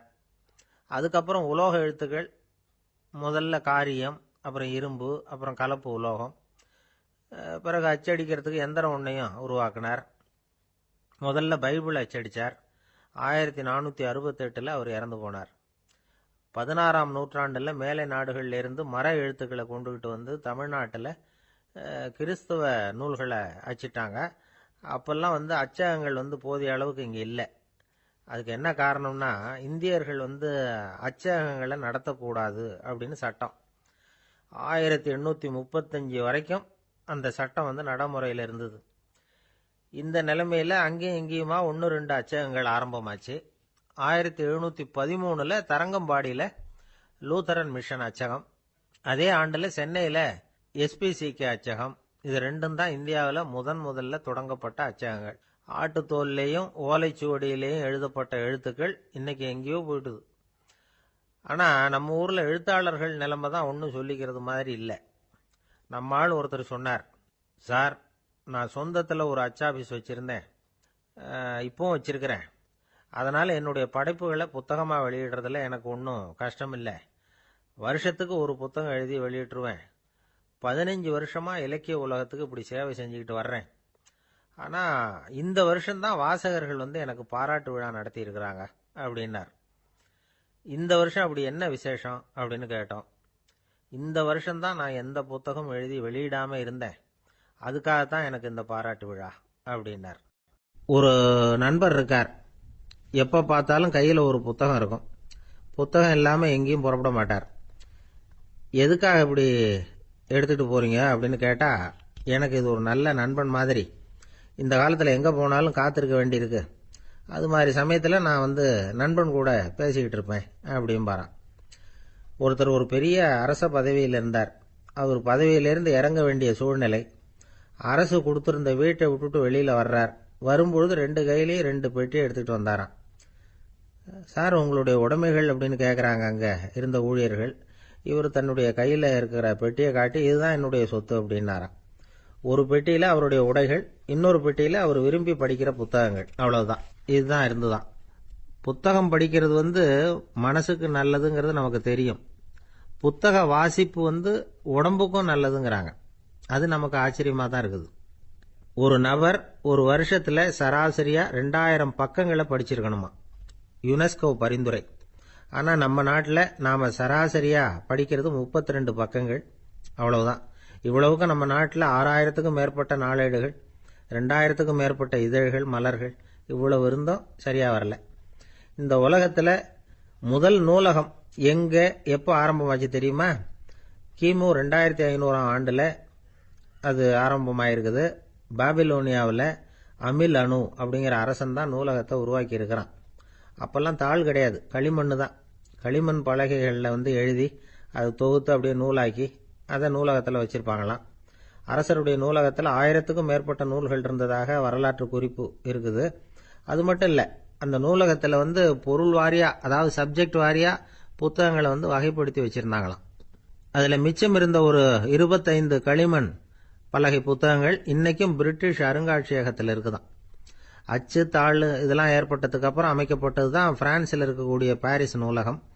1480 பிரெஞ்சு மன்னர் 11ஆம் லூயி இந்த நூலகத்தை அமைச்சாராம். ஆனால் அப்பெல்லாம் அரசர்கள் மட்டும்தான் நூலகத்தை பயன்படுத்த முடியுமா. அதுக்கப்புறம் 17ஆம் நூற்றாண்டில் இந்த முறை மாறி பொதுமக்கள் அங்கே போகலாம், படிக்கலாம் அப்படிங்கிற நிலைமை வந்துதான். போட்லியன் நூலகம் அப்படின்னு அதுக்கு பேர், பாரிஸ் நகரத்தில் இருக்கு. அங்கதான் நூல்களின் பட்டியல் தயாரிப்பு பணி ஆரம்பமாச்சு. கல்வி வளர்ச்சியையும் நூலகத்தையும் இணைச்சவர் நெப்போலியன் போனபார்ட். முன்பணம் செலுத்தி புத்தகத்தை படிக்கிற முறையையும் அவர் தான் கொண்டுட்டு வந்தாராம். மக்கள்கிட்ட வசூலிக்கிற வரியின் ஒரு பகுதியை நூலகத்துக்கு பயன்படுத்தினவரும் அவர் தானா. நெப்போலியன் நூலகத்தில் உலகத்தில் உள்ள எல்லா மொழி நூல்களும் இருக்குதான். அங்கே ஒரு தமிழ் நூலும் இருந்திருக்குது. அது என்னன்னா கம்பராமாயணம். சோவியத் யூனியனுக்கு படையெடுத்து போனப்போ அங்கேருந்து லட்சக்கணக்கான புத்தகங்களை இந்த பனிச்சறுக்கு வாகனங்கள் இருக்குல்ல அதில் கொண்டுகிட்டு வந்ததாக வரலாறு. அடுத்தபடியாக குறிப்பிட்டு சொல்லத்தக்க நூலகம் எதுன்னா பிரிட்டிஷ் நூலகம். மிக பழைய கையெழுத்து பிரதியெல்லாம் கூட அங்கே இருக்குது. 1753 ஆரம்பமாச்சு. அதில் உள்ள நூல்களை வரிசையாக அடுக்கினா 180 கிலோமீட்டர் நீளத்துக்கு வருமா. மிகப்பெரிய நூலகம் அமெரிக்க தலைநகர் வாஷிங்டனில் இருக்குதான். இந்தியாவை பொறுத்த வரைக்கும் பெரிய பழைய நூலகம் எதுன்னா கல்கத்தா நூலகம். எல்லா இந்திய மொழி நூல்களும் இங்கே உண்டு. மகாகவி பாரதியார் நடத்தின இந்தியாங்கிற இதழின் எல்லா பிரதிகளும் அங்கே பாதுகாப்பாக இருக்குது. படிக்கும் பழக்கம் இங்கே வளர வேண்டியிருக்குது. ஒருத்தர்கிட்ட ஒரு புஸ்தகத்தை கொடுத்து விமர்சனம் எழுத சொல்லியிருந்தாங்க. கொஞ்ச நாள் கழிச்சு அவரை போய் பார்த்து, என்னங்க புஸ்தகத்தை படித்து பார்த்தீங்களா அப்படின்னு கேட்டாங்களாம். இதுக்கு அவர் சொல்லியிருக்கிறார், இன்னும் நான் படித்து பார்க்கலிங்க, இப்போ தானே விமர்சனமே எழுதி முடிச்சிருக்கிறேன், இனிமே தான் படிக்கணும் அப்படின்னாராம். ஒருத்தர் அவசரமாக போய்கிட்டு இருந்தார். எங்கே போய்கிட்டு இருக்கீங்க அப்படின்னு கேட்டார் ஒரு பெரியவர். கடைக்கு போகிறேன் சார், சாமான் வாங்கறதுக்கு அப்படின்னார். அங்கே போகிறதுக்கு முன்னாடி தெரிஞ்சிக்க வேண்டியதெல்லாம் தெரிஞ்சுக்கிட்டீங்களா அப்படின்னு கேட்டார் பெரியவர். கடைக்கு போய் காசை கொடுத்து ஒரு பொருளை வாங்கிட்டு வரப்போகிறோம், இதில் தெரிஞ்சிக்க வேண்டியது என்ன இருக்குது அப்படின்னார் அலட்சியமாக. இப்போ அந்த பெரியவர் பேச ஆரம்பித்தார். இந்த உலகத்தில் எந்த ஒரு செயலில் இறங்குறப்போவும் நாம் நல்லா ஆலோசனை பண்ண வேண்டிய விஷயம் 5 அப்படின்னார். உதாரணமாக, ஒருத்தன் கடைக்கு போய் ஏதோ ஒரு பொருளை வாங்கிட்டு வர போகிறான்னு வச்சுக்கோங்களேன். அப்போ கூட அவன் 5 விஷயங்களை பற்றி தெரிஞ்சுக்க வேண்டியிருக்குது அப்படிங்கிறார் அவர். முதல்ல அந்த பொருள் எப்படிப்பட்டது அப்படிங்கிறத தெரிஞ்சுக்கணும். ரெண்டாவதா தன்னை பற்றியும் தெரிஞ்சுக்கணும். அப்போ தான் அந்த பொருள் தனக்கு தேவையா இல்லையா அப்படிங்கிறத புரிஞ்சுக்க முடியும். மூணாவதா தெரிஞ்சுக்க வேண்டியது ஒன்று இருக்குது. அது என்னன்னா, அந்த பொருளை அடையறதுக்கு வழி என்ன அப்படிங்கிறத தெரிஞ்சுக்கணும். அதாவது எவ்வளவு பணம் கொடுத்தா அது கிடைக்கும், இது மாதிரியான விஷயங்கள். நாலாவதா அந்த பொருளை அடையிறது மூலமா நாம் அடையக்கூடிய பயன் என்ன அப்படிங்கிறதையும் உணரணும். அஞ்சாவது, அந்த பொருளை அடையிறதுல இருக்கக்கூடிய தடை எது அப்படிங்கிறதையும் நாம் தெரிஞ்சுக்கணும். பெரியவர் பேசுறது ஏதோ தத்துவம் மாதிரி தெரியுது இல்லையா? தத்துவம் தான். அதாவது இப்படி உலகியல் வாழ்க்கையில் சின்ன சின்ன விஷயங்கள்லேயே நாம் 5 விஷயங்களை தெரிஞ்சுக்க வேண்டியிருக்குது. அது ரொம்ப அவசியமாக இருக்குது. பேரின்ப நிலைன்னு சொல்கிறாங்கல்ல, அது மாதிரி பெரிய சமாச்சாரங்கள்லேயும் இந்த 5 விஷயங்களை நாம் தெரிஞ்சுக்க வேண்டியிருக்குது. அதுக்கு பேர் என்னன்னா அர்த்த பஞ்சகம். வைணவ சமயத்தில் அர்த்த பஞ்சகம்ங்கிறது ரொம்ப பெரிய விஷயம். கடைக்கு போகிறது மாதிரி கடவுளை பார்க்க போகிறப்பவும் நாம் 5 விஷயங்களை தெரிஞ்சுக்கணுமா. முதல்ல பரம்பொருள் அப்படிங்கிறது என்ன, அதோட தன்மைகள் என்ன, இதை தெரிஞ்சுக்கணும். இதுக்கு பேர் என்னன்னா பரமாத்ம ஸ்வரூபம் அப்படின்னு பேர். ரெண்டாவது, நாம யாரு, நம்மோட தன்மை என்ன அப்படிங்கிறத தெரிஞ்சுக்கணும். நான் யாருன்னு எனக்கே தெரியலங்கிறப்போ இதை நான் சொல்றேன்னு இது என்னுடையதுன்னு சொல்றது தப்பு தானே. அப்புறம் மூணாவது விஷயம், பரம்பொருளை நாம் அடையறதுக்கு வழி எது, இது தெரிஞ்சுக்கணும். இது உபாய ஸ்வரூபம் அப்படின்னு பேர். நாலாவது விஷயம், நாம் அடைய வேண்டிய பயன்கள் என்ன அப்படிங்கிறத தெரிஞ்சுக்கிறது. இதுக்கு புருஷார்த்தம் அப்படின்னு பேர். அஞ்சாவது, அந்த பயனை அடைய விடாமல் தடுக்கிற தடைகள் யாவை அப்படிங்கிறத தெரிஞ்சுக்கிறது. இது விரோதி ஸ்வரூபம். இதைத்தான் தடையியல் அப்படின்னு சொல்றாங்க. அதாவது பரமாத்மாவை பற்றிய அறிவு, ஜீவாத்மாவை பற்றிய அறிவு, உபாயம் பற்றிய அறிவு, புருஷார்த்தம் பற்றிய அறிவு, இந்த 4 அறிவுக்கும் எதிரடையா, அதாவது அதையெல்லாம் தப்பா புரிஞ்சுக்கிறதால உண்டாகக்கூடிய அறிவு விரோதி ஸ்வரூபம். என்ன இது தகவல்ல ஏதாவது கதை சொல்லுவீங்கன்னு பார்த்தா ஏதோ தத்துவம் பேசிக்கிட்டு இருக்கிறீங்களே அப்படின்னு நினைக்கலாம். இதுவும் தெரிஞ்சுக்க வேண்டிய ஒரு பெரிய விஷயம்தான். காதில் போட்டு வச்சா எப்போவாவது உபயோகப்படும். என்னுடைய நண்பர் ஒருத்தர் ஒரு நாள் என்கிட்ட சொன்னார், சார், அடுத்த மாதம் தஞ்சாவூரில் ஒரு கல்யாணம், போகிறதா வேண்டாமா அப்படின்னு ஒரே குழப்பமா இருக்கு அப்படின்னார். நான் உடனே இந்த அர்த்த பஞ்சக உபதேசம் பண்ண ஆரம்பித்தேன்.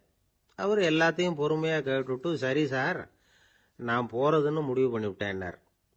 எப்படி இந்த முடிவுக்கு வந்தீங்க அப்படின்னு கேட்டேன். அவர் சொன்னார், சார், அந்த 2வது பாயிண்ட் ஒன்று சொன்னீங்களே, அதை புரிஞ்சுக்கிட்டதுக்கு அப்புறம்தான் இந்த முடிவுக்கு வந்தேன் அப்படின்னார். என்ன ரெண்டாவது பாயிண்ட்னு? அதாவது தன்னை பற்றி புரிஞ்சுக்கணும் அப்படின்னு சொன்னீங்க. உடனே என்னை பற்றி புரிஞ்சுக்கிட்டேன். நான் யாருங்கிறது எனக்கு தெரிஞ்சுது. உடனே போகிறது தான் நல்லதுன்னு முடிவு பண்ணிவிட்டேன்னார். நீங்கள் யாருன்னு கேட்டேன். நான் தான் சார் அந்த கல்யாணத்தில் தாலி கட்ட வேண்டிய மாப்பிள்ளை அப்படின்னார். 9வது பாடல். தூமணி மாடத்து சுற்றும் விளக்கெரிய தூபம் கமழ துயிலணை மேல் கண் வளரும் மாமன் மகளே, மணிக்கதவும் தாழ்த்திரவாய் மாமீர் அவளை எழுப்பீரோ, உன்மகள்தான் ஊமையோ அன்றிச் செவிடோ அனந்தலோ ஏமப் பெருந்துயில் மந்திரப்பட்டாளோ, மாமாயன் மாதவன் வைகுந்தன் என்றென்று நாமும் பலவும் நவின்றேலோர் எம்பாவாய். அப்பழுக்கற்ற தூய்மையான பரிசுத்தமான மாட மாளிகைகளைச் சுற்றிலும் 4 பக்கங்களிலும் விளக்குகள் ஒளிவிட்டு பிரகாசித்து எரிந்து கொண்டிருக்கவும், அம்மாளிகையைச் சுற்றிலும் அகில் சந்தனம் போன்ற வாசனைப் பொருள்களின் நறுமணம் எங்கும் கமழவும், நல்ல பஞ்சடைத்த மெத்தையில் கண்ணுறக்கம் கொள்ளும் எங்கள் மாமன் மகளே, மாணிக்கங்கள் பதிக்கப் பெற்ற உன் வீட்டு கதவின் தாழ்பாளை திறக்க மாட்டாயா? திறந்து விரைவில் வந்து எங்களுடன் சேர்ந்து கொள்ள மாட்டாயா? மாமிகளே, நீங்களாவது அவளை எழுப்பிவிட மாட்டீர்களா? விடிந்து எவ்வளவு நேரமாகிவிட்டது. நாங்கள் இவ்வளவு நேரம் அவளை அழைத்து கொண்டிருக்கிறோமே, அவளுக்கு என்ன ஆயிற்று? ஒரு வார்த்தை கூட பதில் கூற மாட்டேன் என்கிறாளே. அவள் என்ன பேசும் திறனற்ற ஊமையா? அல்லது நாங்கள் அழைப்பது அவளுக்கு கேட்கவில்லையா? காது கேட்கவில்லையா? அல்லது ஆழ்ந்த பேருறக்கத்தில் படுத்து கிடக்கிறாளா? அல்லது யாரேனும் கட்டுப்படுத்தி அவளை பெருந்துயில் கொள்ளுமாறு செய்து விட்டார்களா? அல்லது ஏதேனும் மந்திரம் மாயம் செய்திருக்கிறார்களா? அதன் வசம் கட்டுப்பட்டு இப்படி பேருறக்கம் கொண்டு கிடக்கிறாளே. நாங்கள் அந்த மாமாய செயல்களில் வல்லவனும் மிகுந்த தவமுடைய இலக்குமியின் கணவனும் வைகுண்டத்திற்கு அதிபதியுமான நாராயணன் பெயரை திரும்ப திரும்பச் சொல்லி பக்தி பரவசத்தில் ஈடுபட்டு அவளை அழைக்கிறோமே. அவள் ஏன் இன்னும் எழுந்து வந்து கதவை திறந்து எங்களுடன் சேர்ந்து இறைவன் திருப்பெயரை சொல்லி வழிபட மாட்டேன் என்கிறாள்? நீங்களாவது கேட்டுச் சொல்லுங்களேன் என்கிறார்கள். இந்த பாடலின் திரண்ட பொருள் இது. தூமணி மாடத்து சுற்றும் விளக்கெரிய. விளக்கு எரிப்பதற்கே நிறைய செல்வம் இருக்க வேண்டும். இது சீர்மல்கும் ஆய்பாடி செல்வச் சிறுமியர்கள் வாழுகிற இடம். அந்த வீட்டினுடைய அமைப்பு எப்படி இருக்கிறது? தூய்மையான ரத்தின மணிகள் அப்படியே பதிந்து வைத்திருக்கிறார்கள். ஒரு குறிப்பு எழுதுகிறார்கள். அரசர்கள் அந்தப்புறத்திற்கு சிறந்த மணியை கொண்டு அற்புதமான கட்டடத்தை அமைப்பார்களாம். அங்கு வேண்டாம் என்று ஒதுக்கப்பட்ட கற்களை கொண்டுதான் அரண்மனையையே கட்டுவார்களாம். இது துவளில் மண்டபம், அது தூமணி மாடம் என்று அதற்கு ஒரு விளக்கம் சொல்கிறார்கள். ஆக இழைத்து இழைத்து தூய்மையான மணியினை கொண்டு வந்து கட்டியிருக்கிறார்கள். அது ரத்தின மணி. இந்த பெண் எழுந்திருந்திருக்க வேண்டும், எழுந்திருக்கவில்லை. ஒரு வித்தியாசம் இருக்கிறது.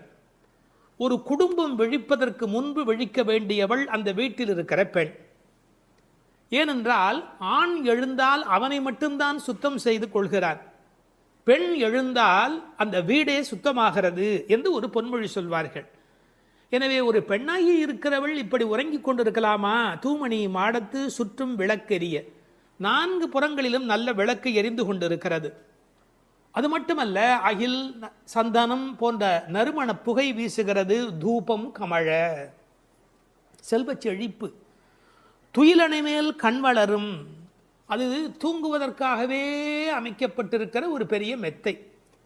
அதாவது அந்த மெத்தையை பார்த்தாலேயே வா வா வா வந்து படு என்று அழைப்பதை போல 5 விதமான சிறப்புகள் அமைந்திருக்கக்கூடிய பஞ்சனை அது. அதில் அழகு இருக்கிறது, மென்மை இருக்கிறது, குளிர்ச்சி இருக்கிறது, சுகம் இருக்கிறது. அப்படிப்பட்ட அருமையான அந்த பஞ்சனையின் மீது அவள் படுத்திருக்கிறாள். தமிழிலே தூங்குகிறார்கள் என்று சொல்ல மாட்டார்கள், கண்வளராய் என்று சொல்வார்கள், மங்களம் கருதி. ஏன்னால் தூங்கிவிட்டார் என்றால் அமங்கலமாகிவிடுமே என்பதற்காக கண்வளராய் என்று சொல்லை பயன்படுத்துவது வழக்கம். சின்ன வயதிலிருந்து குழந்தை கண் வளருது என்று ஒரு வார்த்தை சொல்வார்கள். அதில் ஒரு விஞ்ஞான குறிப்பே இருக்கிறது. உண்மையிலேயே கர்ப்பத்தில் குழந்தை தூங்குவதால் தான் வளருகிறது. அது ஒரு 10 மாத காலம் தாயின் கர்ப்பத்தில் கண் திறக்காது. கண் திறந்து விட்டால் ஊமை, அது விதவிதமான குறைபாடு உடைய ஊனமான குழந்தையா வந்து பிறக்கும் என்று விஞ்ஞான குறிப்பு இருக்கிறது. அந்த குழந்தை கண்களை மூடிக்கொண்டு தூங்கிக் கொண்டே இருக்கும். அதில் என்ன ஆச்சரியம் என்று கேட்டால், அப்போதான் அது வளருகிறது. ஒரு புள்ளியிலிருந்து ஒரு குழந்தையாக முழுமையாக வளருகிறது. அந்த கண் வளருதல் என்பதிலே தூங்கும் போது வளர்ச்சி நிகழ்கிறது என்கின்ற ஒரு குறிப்பு இருக்கிறது. மனிதனுக்கு கூட தூக்கம் அவசியம். ஏன்னா உடம்பில் இருக்கிற செல்கள் தங்களை புதுப்பித்துக் கொள்வதற்கு மனிதன் தூங்க வேண்டி இருக்கிறது. அடுத்து உறவு சொல்லி அழைக்கிறாள். மாமன் மகளே. இவள் அந்தணகுல பெண் என்றாலும் 1000 குலமகளாக ஆகும் விருப்பத்தின் காரணமாக ஒரு சம்பந்தத்தை ஏற்படுத்தி கொள்கிறாளாம். இதை உரையாசிரியர்கள் எழுதும்போது ஒரு அழகான வாக்கியமாக குறிப்பிடுகிறார்கள். திருவாய்ப்பாடியிலே ஒரு பிரகிருதி சம்பந்தம் தனக்கு உஜ்ஜீவன ஹேதுவாக ஆண்டாள் ஆசைப்பட்டபடி. அழகிய மணவாள பெருமாள் நாயனாருடைய வியாக்கியானத்திலே திருவாய்ப்பாடியிலே ஒரு பிரகிருதி சம்பந்தம் தனக்கு உஜ்ஜீவன ஹேதுவாக ஆண்டாள் ஆசைப்பட்டபடி மாமன் மகளே என்று உறவு சொல்லி அவள் அழைக்கிறாள். மணிக்கதவம் தாழ்த்திரவாய். அது உள்ளிருப்பது வெளியே தெரியும்படி அமைக்கப்பட்டிருக்கிற ஒரு வீடு. அவள் எப்படி தூங்குகிறாள் என்பது கூட வெளியே தெரிகிறது. அந்த கட்டில், அந்த மெத்தை, அந்த விளக்கு எரிகிறது. இந்த பாடலே மிக ரசமான ஒரு பாடல். திருப்பாவையில் 30 பாட்டு அழகு என்று சொன்னால் இந்த பாட்டுக்கு என்று தனியான ஒரு ரசனை உலகத்தில் தனியான ஒரு கூட்டமே உண்டு. மணிக்கதவம் தாழ்த்திரவாய், நீ வந்து திற. ஏன்னா எழுந்து வந்து திறக்கிற போது நாங்களா திறந்து கொண்டு உள்ள வந்தால் அது மரியாதையாக இருக்காது ஒரு வீட்டுக்குள்ளே. நீ வந்து திற. ஆனால் அவள் அசைவதாக தெரியவில்லை. அவளுடைய அம்மா எழுந்து விட்டாள். அவள் மற்ற வேலைகள் பார்த்து கொண்டிருக்கிறாள். அதனால உறவு சொல்லி அவளை அழைக்கிறார்கள். மாமீர், அவளை எழுப்பீரோ? நீங்கள் அவளை எழுப்பிவிடக்கூடாதா? அப்படி தூங்கி கொண்டிருக்கிறாளே. உன் மகள்தான் தன்னுடைய தோழியினுடைய தாயை பார்த்து சொல்கிறாள், உன் மகள்தான் ஊமையோ அன்றி செவிடோ. என்ன பொருள் தெரியுமா? பேச்சு வராதவர்கள் என்று பொருள் அல்ல. ஊமை என்ற சொல்லுக்கு இறை நாமம் சொல்லாதவர் என்று பொருள் என்று எழுதுகிறார். இறைவனுடைய நாமத்தை சொல்ல வேண்டிய சந்தர்ப்பத்தில் சொல்லவில்லை என்றால் பிறகு நாக்கிருந்து என்ன பையன்? பேசாத நாளெல்லாம் பிறவா நாளே என்பார்கள் அல்லவா? உண்ணா நாள் என்பது இந்த உலகத்தில் சாப்பிடாத நாள் அல்ல, உன்னை வணங்காத நாள் தான் உண்மையிலேயே உண்ணா நாள் என்று குறிப்பிடுவார்கள். ஊமையோ அன்றி செவிடோ. என இறைவன் புகழ் கேளாத செவி என்ன செவியே என்று சிலப்பதிகாரம் பேசும். இந்த பெருமானுடைய புகழை நாங்கள் சொல்லுகிறோம், அவள் காதிருந்தும் கேட்கவில்லையே. நேற்று வரை நன்றாக பேசினாளே, இன்று என்ன ஊமையாகிவிட்டாளா? அழைப்பு அவள் காதில் போய் விழவில்லையா? அல்லது இரண்டுமே அவளுக்கு இணைந்து விட்டதா? சோம்பல் வயப்பட்டாளா? யாரேனும் மந்திரம் மாயம் செய்து விட்டார்களா? என்ன நடந்து விட்டது? ஊமையோ அன்றி செவிடோ. மாமாயன் மாதவன் வைகுந்தன் என்றென்று நாமும் பலவும் நவின்றேலோர் எம்பாவாய். ஏன்னா மந்திர துயில் பட்டாளே. இப்படி அவள் பிடிவாதமான ஒரு தூக்கத்தில் போய் மாட்டிக்கொண்டு இருக்கிறாளே. நாங்கள் அழைக்கிறோம். எதை சொல்லி அழைக்கிறோம்? மாமாயன், மகா மாயையில் வல்லவனாகிய பெருமான்.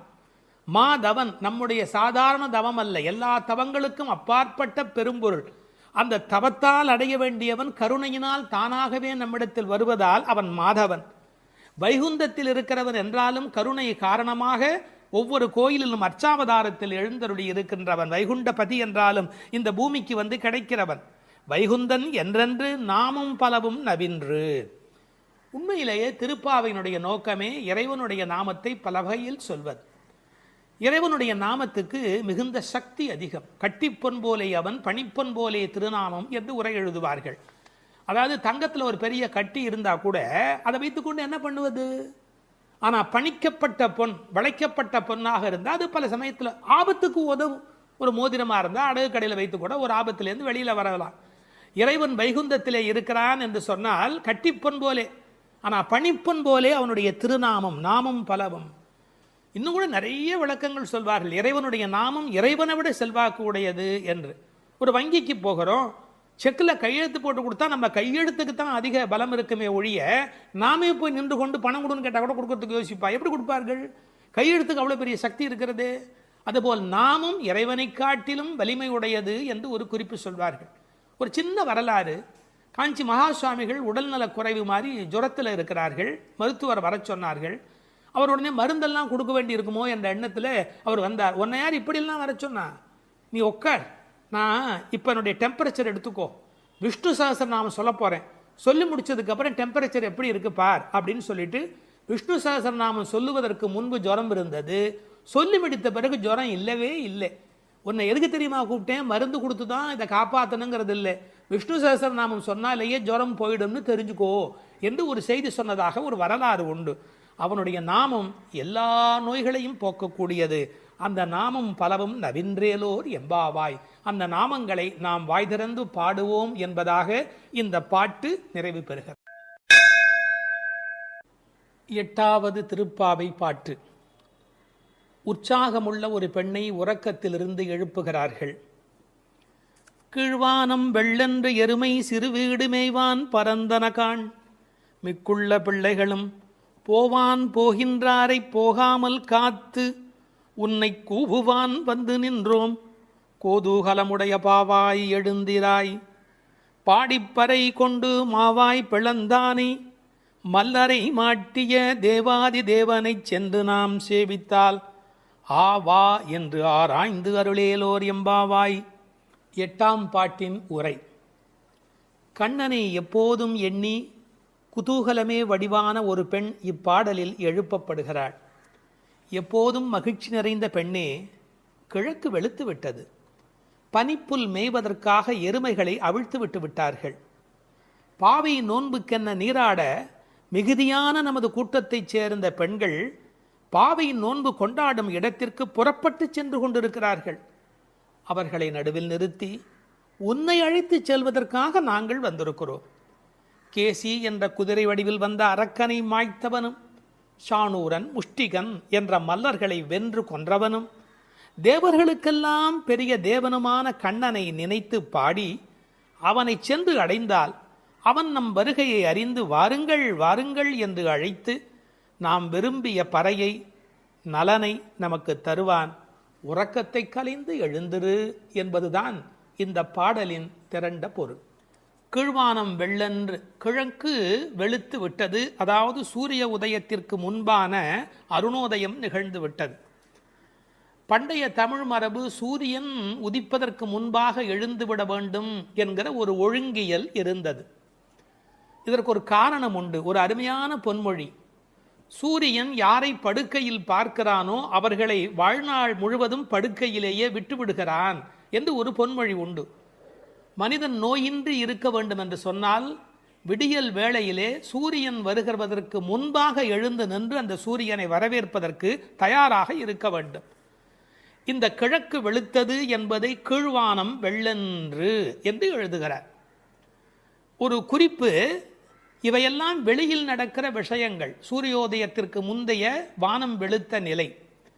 வெளியில் நடக்க வேண்டியதெல்லாம் நடந்து விட்டதே, உள்ளே நடக்க வேண்டியது நடந்திருக்கிறதா? வெளி அடையாளங்கள் சரியாக இருக்கின்றன, உள்ளே நிகழ வேண்டிய ஆன்ம விடியல் அது நடந்திருக்கிறதா? உனக்கு என்ன அஞ்ஞானமா? இன்னொரு அடையாளம் சொல்லுகிறாள், விடியலுக்கான அடையாளம். எருமை மாட்டை அவிழ்த்து விட்டு விட்டார்கள், மேய்ச்சல் நிலத்திற்கு கூட்டி போகிறார்கள். ஆனால் மேய்ச்சலுக்கு போவதற்கு முன்பு அதை அவிழ்த்து விட்ட உடனே பனிப்புல் மேய்வதற்கு அனுமதிப்பார்கள். அதுவும் பரபர என்று ஓடிவர் வந்து அந்த பனிப்புல்லை எல்லாம் மேயும். காரணம், பனிப்புல் மேய்ந்தால் பால் நன்றாக இருக்கும் என்பது ஆயர்பாடியினுடைய கொள்கை. ஆண்டாள் அந்தணர் குலத்தில் பிறந்து வளர்ந்தாலும் கூட அவருடைய இயல்பு ஆயர்பாடியின் உண்மைகள் அனைத்தையும் தெரிந்து வைத்திருக்கிறாள். எருமை சிறுவீடு மேய்வான், சிறுவீடு சின்னதாக விட்டிருக்கிறார்கள், முழுசா விட்டுடலை. அது கொஞ்சம் அப்படி பக்கத்தில் போய் அந்த அவிழ்த்து விட்ட உடனே வந்து வெளியில் இருக்கிற அந்த பனிப்புல்லை மேய தொடங்குகிறது. அறிந்தோ அறியாமையிலேயோ எருமை என்ற வார்த்தையை பயன்படுத்துவதிலே ஒரு கிண்டல் இருக்கிறது.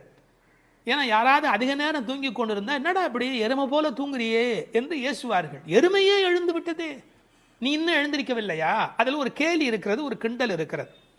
எருமை சிறுவீடு மேய்வான் பரந்தனகான், ஓடுது, அது பாட்டுக்கு அது போய் திங்கிறதுக்காக அது பறந்து புறப்பட்டது. மிக்குள்ள பிள்ளைகளும், அதாவது 5 லட்சம் குடியில் இருக்கிற அத்தனை பெண்களும் ஒருத்தருக்கொத்தர் உறவு. அவர்கள் எல்லாருக்கும் நோன்பு நோக்க வேண்டும், கண்ணபெருமானை காண வேண்டும், அவன் தரிசனத்தை சென்று அனுபவிக்க வேண்டும், அவனோடு கலவி பரிமாற வேண்டும் என்ற எண்ணத்தினாலே போக வேண்டும் என்று எல்லோரும் தவிக்கிறார்கள். இறைவனை சென்று சேர வேண்டும் என்று இந்த சபரிமலைக்கு போகிற சில அன்பர்கள் ஒரு வேகத்தோடு புறப்படுவார்கள். அது மாதிரி போவான் போகின்றாரே, அப்படி எல்லாம் வேக வேகமாக எல்லோரும் புறப்படுகிறார்கள். இது ரொம்ப முக்கியமான ஒரு இடம். இன்றைக்கு சிலருடைய மனதிலே கோவிலுக்கு போவது என்பது ஒரு டூரிசம் ஸ்பாட் விசிட் என்பது போல மாறி இருக்கிறது. இல்லை இல்லை இல்லை, அது திருத்தல யாத்திரை. திருத்தல யாத்திரைக்கும் டூரிசம் டெவலப்மெண்ட்டுக்கும் இடையில் பெரிய வித்தியாசம் இருக்கிறது என்பதை ஒவ்வொரு ஆன்மாவும் விளங்கிக் கொள்ள வேண்டும். மனதுக்கு மகிழ்ச்சி தருவது டூரிசம், ஆன்மாவுக்கு அமைதி தருவது தல யாத்திரை. அப்படி போவான் போகின்றார், எல்லாம் புறப்பட்டு விட்டார்கள். நாங்கள் என்ன பண்ணி வைத்திருக்கிறோம்? நிறுத்தி வைத்திருக்கிறோம். போகாமல் காத்து உன்னை கூவுவான் வந்து நின்றோம். பொதுவாக அப்படி புறப்பட்டு விட்டவர்களை தடுக்கக்கூடாது. ஆனால் எங்கள் மனம் வேதனைப்படுகிறது. உன்னை விட்டு விட்டு எப்படி அம்மா நாங்கள் போக முடியும்? பிரார்த்தனை கூட்டத்தால் நிறைவு பெறுகிறது, ஆனால் தியாகம் தனிமையால் அழகு பெறுகிறது. தியாகம் தான் ரொம்ப முக்கியம். பிரார்த்தனையை விட நிறைய பிரார்த்தனைகள் இருக்கட்டும், அதை விட தியாகம் அதை விட முக்கியம். நாங்கள் எல்லாரும் புறப்பட்டு விட்டார்கள், அவளை தடுத்து நிறுத்தி வைத்திருக்கிறேன், ஒன்று அழைத்து கொண்டு போக வேண்டும் என்று. ஒருவரை விட்டு விட்டு போனாலும் மனம் நிம்மதி அடையுமா? நாம் சாப்பிடுகிறோம், நமக்கு வேண்டிய ஒரு அன்பர், ஐயோ ஒரு வரலையே ஒரு வரலையே ஒரு வரலையே என்று தவிப்போம் இல்லையா? அதுபோல் கண்ணனை அனுபவிக்கின்ற அனுபவத்திலே ஒருத்தி விட்டு போனாலும் அவர்கள் மனது வேதனைப்படுகிறது. அதனால் போகின்றாரே போகாமல் காத்து உன்னை கூவுவான் வந்து, உன்னை கூப்பிடுவதற்காக வந்து நிற்கிறோம். ஒரு அழகான வார்த்தை நான் படித்தது, காத்திருப்பதற்கு அதிக பொறுப்பு வேண்டும். இந்த உலகத்தில் ஒரு விஷயத்துக்கு காத்திருப்பது என்பதற்கு கூடுதலான பொறுப்பு வேண்டும். கல்யாண பந்தியிலேயே பல பேர் பரபரக்கிறார்கள், கூப்பிடாமலேயே சாப்பிட ஓடுகிறார்கள். ஆனால் இவர்கள் பக்திக்கு போகிற போது கூட ஒருத்தி வர வேண்டுமே என்று காத்திருக்கிறார்கள். பொறுமை உள்ளவர்களே இந்த உலகத்தை ஒளிமயமாக ஆக்குகிறார்கள். யான் பெற்ற இன்பம் பெருக இவ்வையகம் என்று எண்ண வேண்டும் அல்லவா? இன்னும் ஒரு வார்த்தை சேர்த்தே சொல்லுகிறேன், பொறுமை கூட ஒரு வழிபாடுதான். பொறுமை கூட ஒரு உயர்ந்த வழிபாடுதான். வழிபாட்டின் ஓர் அங்கம் அல்ல பொறுமை என்பது, வழிபாட்டின் ஓர் அங்கம் அல்ல, பொறுமையே ஒரு பெரிய வழிபாடு. கடைசி மாணவனுக்கும் பாடம் சொல்லிக் கொடுக்கிறவரே நல்லாசிரியர். அதுபோல் உன்னை விட்டு விட்டு போக எங்களுக்கு மரம் வரவில்லை அடி அம்மா, அதனால் உனக்காக காத்திருக்கிறோம். ஏனென்றால் நீ வந்தால் அந்த இடம் கலகலப்பாக இருக்கும். கோதூகலமுடைய பாவாய் எழுந்திராய். சாதாரணமாகவே இளம்பெண்கள் எப்போவுமே சிரித்தபடி இருப்பார்கள். அவள் இருக்கிற இடத்துல சத்தம் ஜாஸ்தியாக இருக்கும். விஞ்ஞானத்திலேயே ஆண் மூளை பெண் மூளையை பற்றி பிரித்து வைத்து சொல்கிறார்கள். ஆணினுடைய மூளையிலே பேசுவதற்கான பேச்சு மையம் என்பது மிக குறைவு. ஆனால் பெண்ணினுடைய மூளை அமைப்பிலே பேசுவதற்கான மையம் என்கிற அந்த தன்மை கூடுதல். மொழி வளம் என்பது ஒரு பெண்ணுக்கு எளிமையாக வரும். மொழி வளம் என்பது ஆண் பருவமடைய அவருடைய பேச்சிலே அது வராது. கோதூகலமுடைய பாவாய், எப்போதும் உற்சாகமாக இருக்கிறவள். பாடிப்பறை கொண்டு என்ன பொருள்? நாம் போய் பாடினால் அவன் பறை நமக்கு தருவான். இதற்கு வெளிப்படையான பொருள் நோன்புக்குரிய அந்த மண்ணினால் செய்யப்பட்ட தோல் கருவியாகிய பறை. ஆனால் ஆழத்தில் பார்த்தால் ஒவ்வொரு உயிரும் இந்த உலகத்தில் பெற வேண்டியது முக்தி. அந்த முக்தியை தரக்கூடிய பரம்பொருள் பரமாத்மா அவன். அதனால் அவனை பாடுவதால் நாம் பறை கொள்ளலாம். மாவாய் பிளந்தானே, குதிரை வடிவத்திலே ஒரு அரக்கன் வருகிறான். அவனுடைய வாய் பிளந்து அவனை கண்ணபெருமான் கொல்லுகிறான். மா விலங்கு, வாய் பிளந்தானே.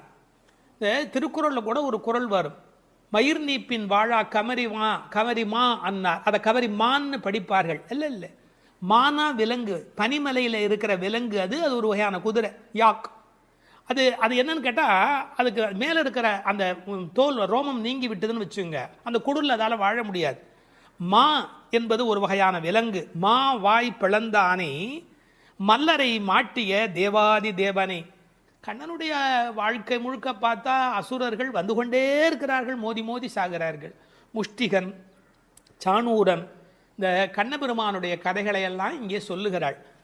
பக்தி உலகத்தினுடைய சிறப்பே தான் எதை விரும்புகிறோமோ அந்த பரமாத்மாவின் வரலாறுகளை பரிமாறி கொள்ளுதல்.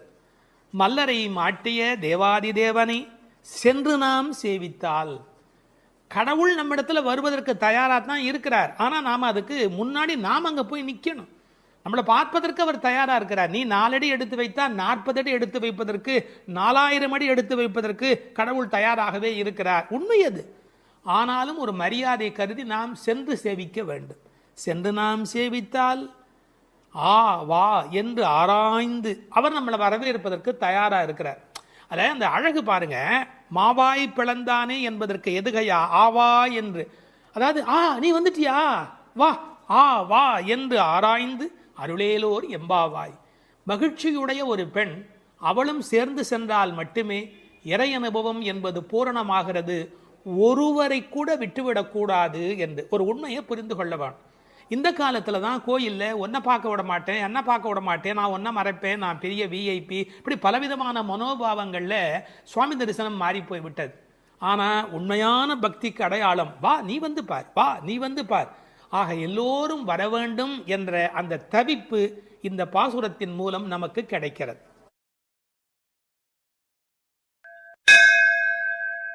திருப்பாவை 7ஆம் பாடல். நாயகப் பெண் பிள்ளையை எழுப்புகிறார்கள். கீசு கீசென்று எங்கும் ஆனைச்சாத்தன் கலந்து பேசின பேச்சரவம் கேட்டிலையோ பேய்ப் பெண்ணே, காசும் பிறப்பும் கலகலப்ப கைவேர்த்து வாசன் அருங்குழல் ஆய்ச்சியர் மத்தினால் ஓசைப்படுத்த தயிர் அரவம் கேட்டிலையோ நாயகப் பெண் பிள்ளாய் நாராயணன் மூர்த்தி, கேசவனைப் பாடவும் நீ கேட்டே கிடத்தியோ தேசமுடையாய் திரவேலோர் எம்பாவாய். எங்கள் குழுவுக்கு தலைவியானவளே, நல்ல அழகுடையவளே, கீசு கீசென்று ஆனைச்சாத்தன் பறவைகள் ஆணும் பெண்ணுமாய் தமக்குள் இன்பமாய் பேசிக்கொள்ளும் பேச்சு உன் காதில் விழவில்லையா? பொழுது விடிந்ததை அறியாமல் பேய்த்தூக்கம் தூங்குகிறாயே. நறுமணம் பொருந்திய குழல்களை உடைய ஆயர் மகளிர் அச்சுத்தாலியும் ஆமைத்தாலியும் ஒலிக்கும்படி தமது கைகளை மாற்றி மாற்றி மத்தினால் தயிர் கடையும் பெரிய ஒலி உன் காதில் விழவில்லையா? உயிர்களின் உள்ளும் புறமும் நிறைந்துள்ள நாராயணன், அழகிய வடிவை உடையவன், நமது ஆயர்பாடியில் கண்ணனாக வந்து தன்னை கொல்ல வந்த கம்சன் விடுத்த கேசி என்ற அரக்கனை கொன்று கேசவன் என்று பெயர் பெற்றவன். அவனது புகழை இந்த மார்கழி விடியற்காலையில் நாங்கள் பாடி வருவதை காதால் கேட்டும் கேளாதது போல் படுக்கையில் கிடக்கிறாயே. இது உன் பெருமைக்கு அழகல்ல, எழுந்து கதவை திற. இது பாடலின் திரண்ட பொருள். கரிச்சான் குஞ்சு, கரிக்குருவி, வலியன், செம்போத்து என்றெல்லாம் அழைக்கப்படுகிற அந்த குருவிகள் ஆனைச்சாத்தன் என்ற பெயருடையவை. அவை ஒன்றோடு ஒன்று கலந்து பேசுகிற போது கீசு கீசு என்று ஒலி எழுப்புகின்றன. பறவைகளுடைய ஒலி கிசு கிசு என்று இருந்தாலும் அது கிருஷ்ண கிருஷ்ண என்று சொல்லுவதைப் போல பக்தர்கள் காதில் விழுகிறது. ஒரு இயற்கை ஒலியை பாடலில் கொண்டு வந்து காட்டுகிறார் ஆண்டாள் நாச்சியார். இயற்கை எழிலை முழுமையாக படம் பிடிக்கிறார். ஏன்? Nature is the body language of the god the almighty. கடவுளின் உடல் மொழி எது என்று கேட்டால் இயற்கைதான் கடவுளின் உடல் மொழி. இந்த உலகம் பல சப்தங்களால் ஆனது. ஆனால் நமக்கு எந்த சப்தம் வேண்டுமோ அதைத்தான் நாம் கிரகித்துக் கொள்கிறோம். நமக்குரிய சப்தத்தை பிரித்தெடுப்பதுதான் வாழ்க்கையின் சூட்சமமே. வானொலி பெட்டியில் பாருங்கள், விதவிதமான அலைவரிசையில் பாடல் வரும், நாடகம் வரும், எத்தனையோ வரும், விளம்பரம் வரும். நீங்கள் எதை பிரித்து கேட்கிறீர்களோ அதுவே உங்களுக்குள் போகிறது. அதுபோல் பிரபஞ்சம் முழுவதும் பல்வேறு சப்தத்தால் நிறைந்திருந்தாலும் அவரவர்கள் அவரவருக்கு உரிய சப்தத்தை தான் எடுத்துக்கொள்ள முடியும். இந்த ஆனைச்சாத்தன் கலந்து பேசின பேச்சரவம் என்கிறாள். கணவன் மனைவி கூட பல வீட்டில் கலந்து பேசுவது இல்லை. ஆனால் இந்த பறவை பட்சிகளுடைய பண்பாடு காலையில் எழுந்தவுடன் மகிழ்ச்சியை வெளிப்படுத்துகின்றன. மனிதன் காலையில் எழுகிற போது மகிழ்ச்சியோடு எழ வேண்டும். நேற்று இரவு தூங்கினோம், அது ஒரு பெரிய விஷயம். இன்று காலை உயிரோடு எழுந்திருக்கிறோம், அதுவும் பெரிய விஷயம். அதனால் மகிழ்ச்சியோடு அந்த மகிழ்ச்சியை கடவுளுக்கு நன்றி சொல்வதைப் போல பறவை பட்சிகள் சப்தஜாலம் எழுப்புகின்றன. அவை பேசின பேச்சரவம் என்று ஒரு வார்த்தை பயன்படுத்துகிறார். பேச்சு என்பது தெளிவானது, அரவம் என்பது ஒலியை குறிப்பது, ஓசையை குறிப்பது. பெரிய சப்தத்துக்கு அரவம் என்று பொருள் வரும். இவர்கள் தனித்தனியாக பேசுகிறார்கள், மொத்தமாக கேட்கிற போது சப்தம் மட்டும்தான் கேட்கிறது. எதையுமே கூட்டமாக குழப்பிக்கொண்டால் நமக்கு புரிய போவதில்லை. கூர்ந்து தனியாக கவனித்தால்தான் பேச்சு கிடைக்கும், இல்லை என்றால் அரவம் தான் கிடைக்கும். பேசின பேச்சரவம் கேட்டிலையோ பேய்ப்பெண்ணே. இந்த பாடல்ல மோனை பேசின பேச்சரவம் கேட்டிலையோ பேய் பெண்ணே, அந்த பகரம் மோனையாக அமைந்திருப்பது ஒரு பெரிய அழகு. நீங்கள் உண்மையில் நல்ல விழிப்பில் இருந்தால், காலையில் மகிழ்ச்சியாக இருந்தால், பறவைகளின் குரல் மட்டுமல்ல, அவை தங்கள் சிறகுகளை சிலுசிலுப்பதை கூட நம்மால் கவனிக்க முடியும். அப்படி இவர்கள் அந்த ஆனைச்சாத்தனுடைய ஒலியை கேட்டு மகிழ்கிறார்கள். முதலிலே ஒன்னிரண்டு ஒலி எழுப்பியது, அதனால் கேட்கவில்லை என்று இந்த உள்ளே படுத்திருக்கிறவள் சொல்ல முடியும். அடி ஒன்று ரெண்டு அல்ல, இப்போது அரவம் பெரிதாக கூச்சல் போடுகிறதே, உனக்கு புரியவில்லையா என்ற அர்த்தத்தில் பேசின பேச்சரவம் என்றார்கள். இவள் உறக்கத்தை பேய்ப்பெண்ணே, பேய்போல் தூங்குகிறாயே என்று கேட்கிறார்கள். உண்மையிலே பேயாய் அலைகிறான் என்றுதான் சொல்வார்களே ஒழிய பேயாய் தூங்குகிறான் என்று சொல்ல மாட்டார்கள். ஒரே விஷயத்தில் தீவிரத்தன்மை காட்டுகிற போது என்ன இப்படி பேய் மாதிரி அலையரே என்று பேசுவது வழக்கம்.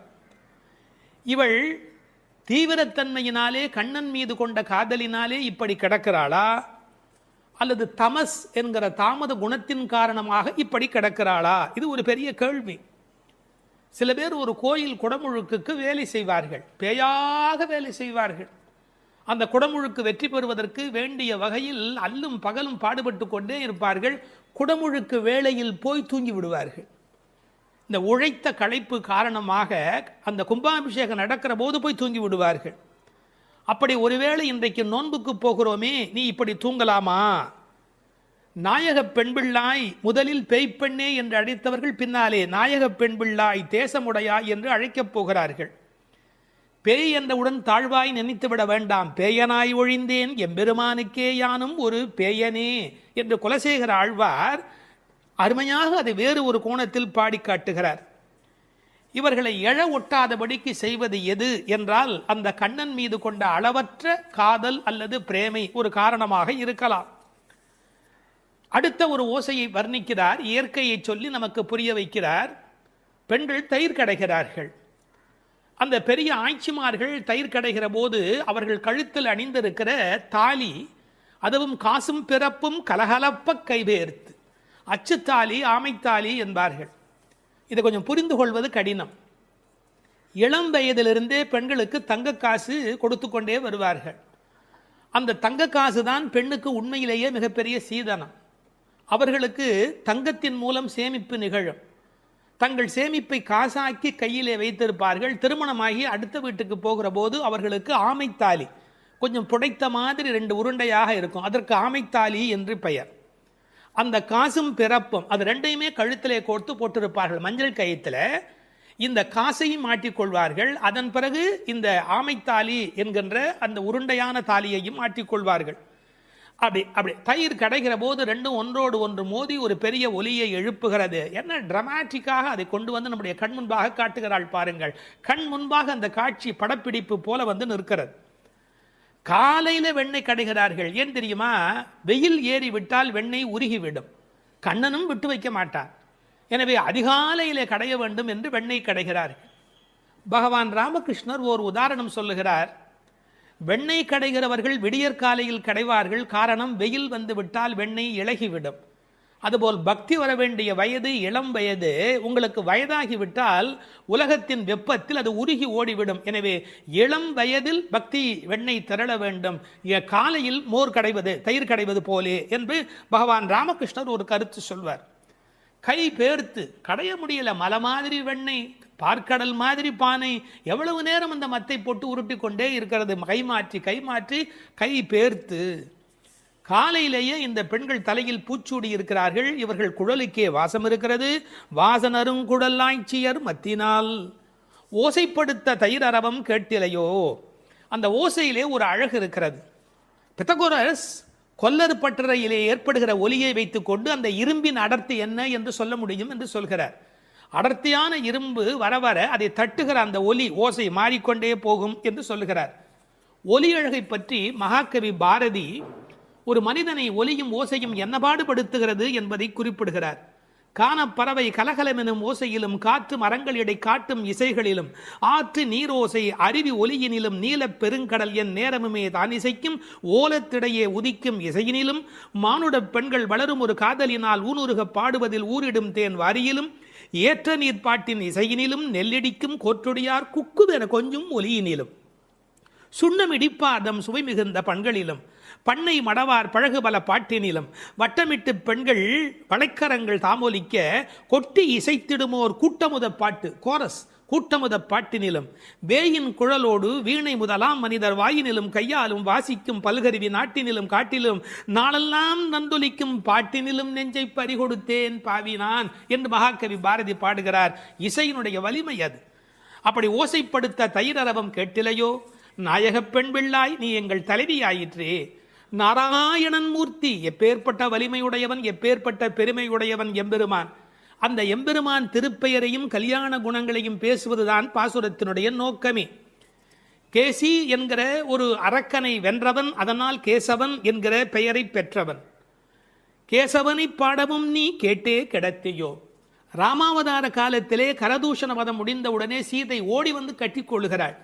அப்படி கேசிவதம் நிகழ்ந்தது என்று சொன்ன உடனே நீ கண்ணனை கட்டிக்கொள்வதற்கு எழுந்து வருவாய் என்று பார்த்தால் நல்லவேளை கண்ணனுக்கு ஆபத்து இல்லை என்று நெஞ்சை பிடித்து கொண்டு தூங்குகிறாயா?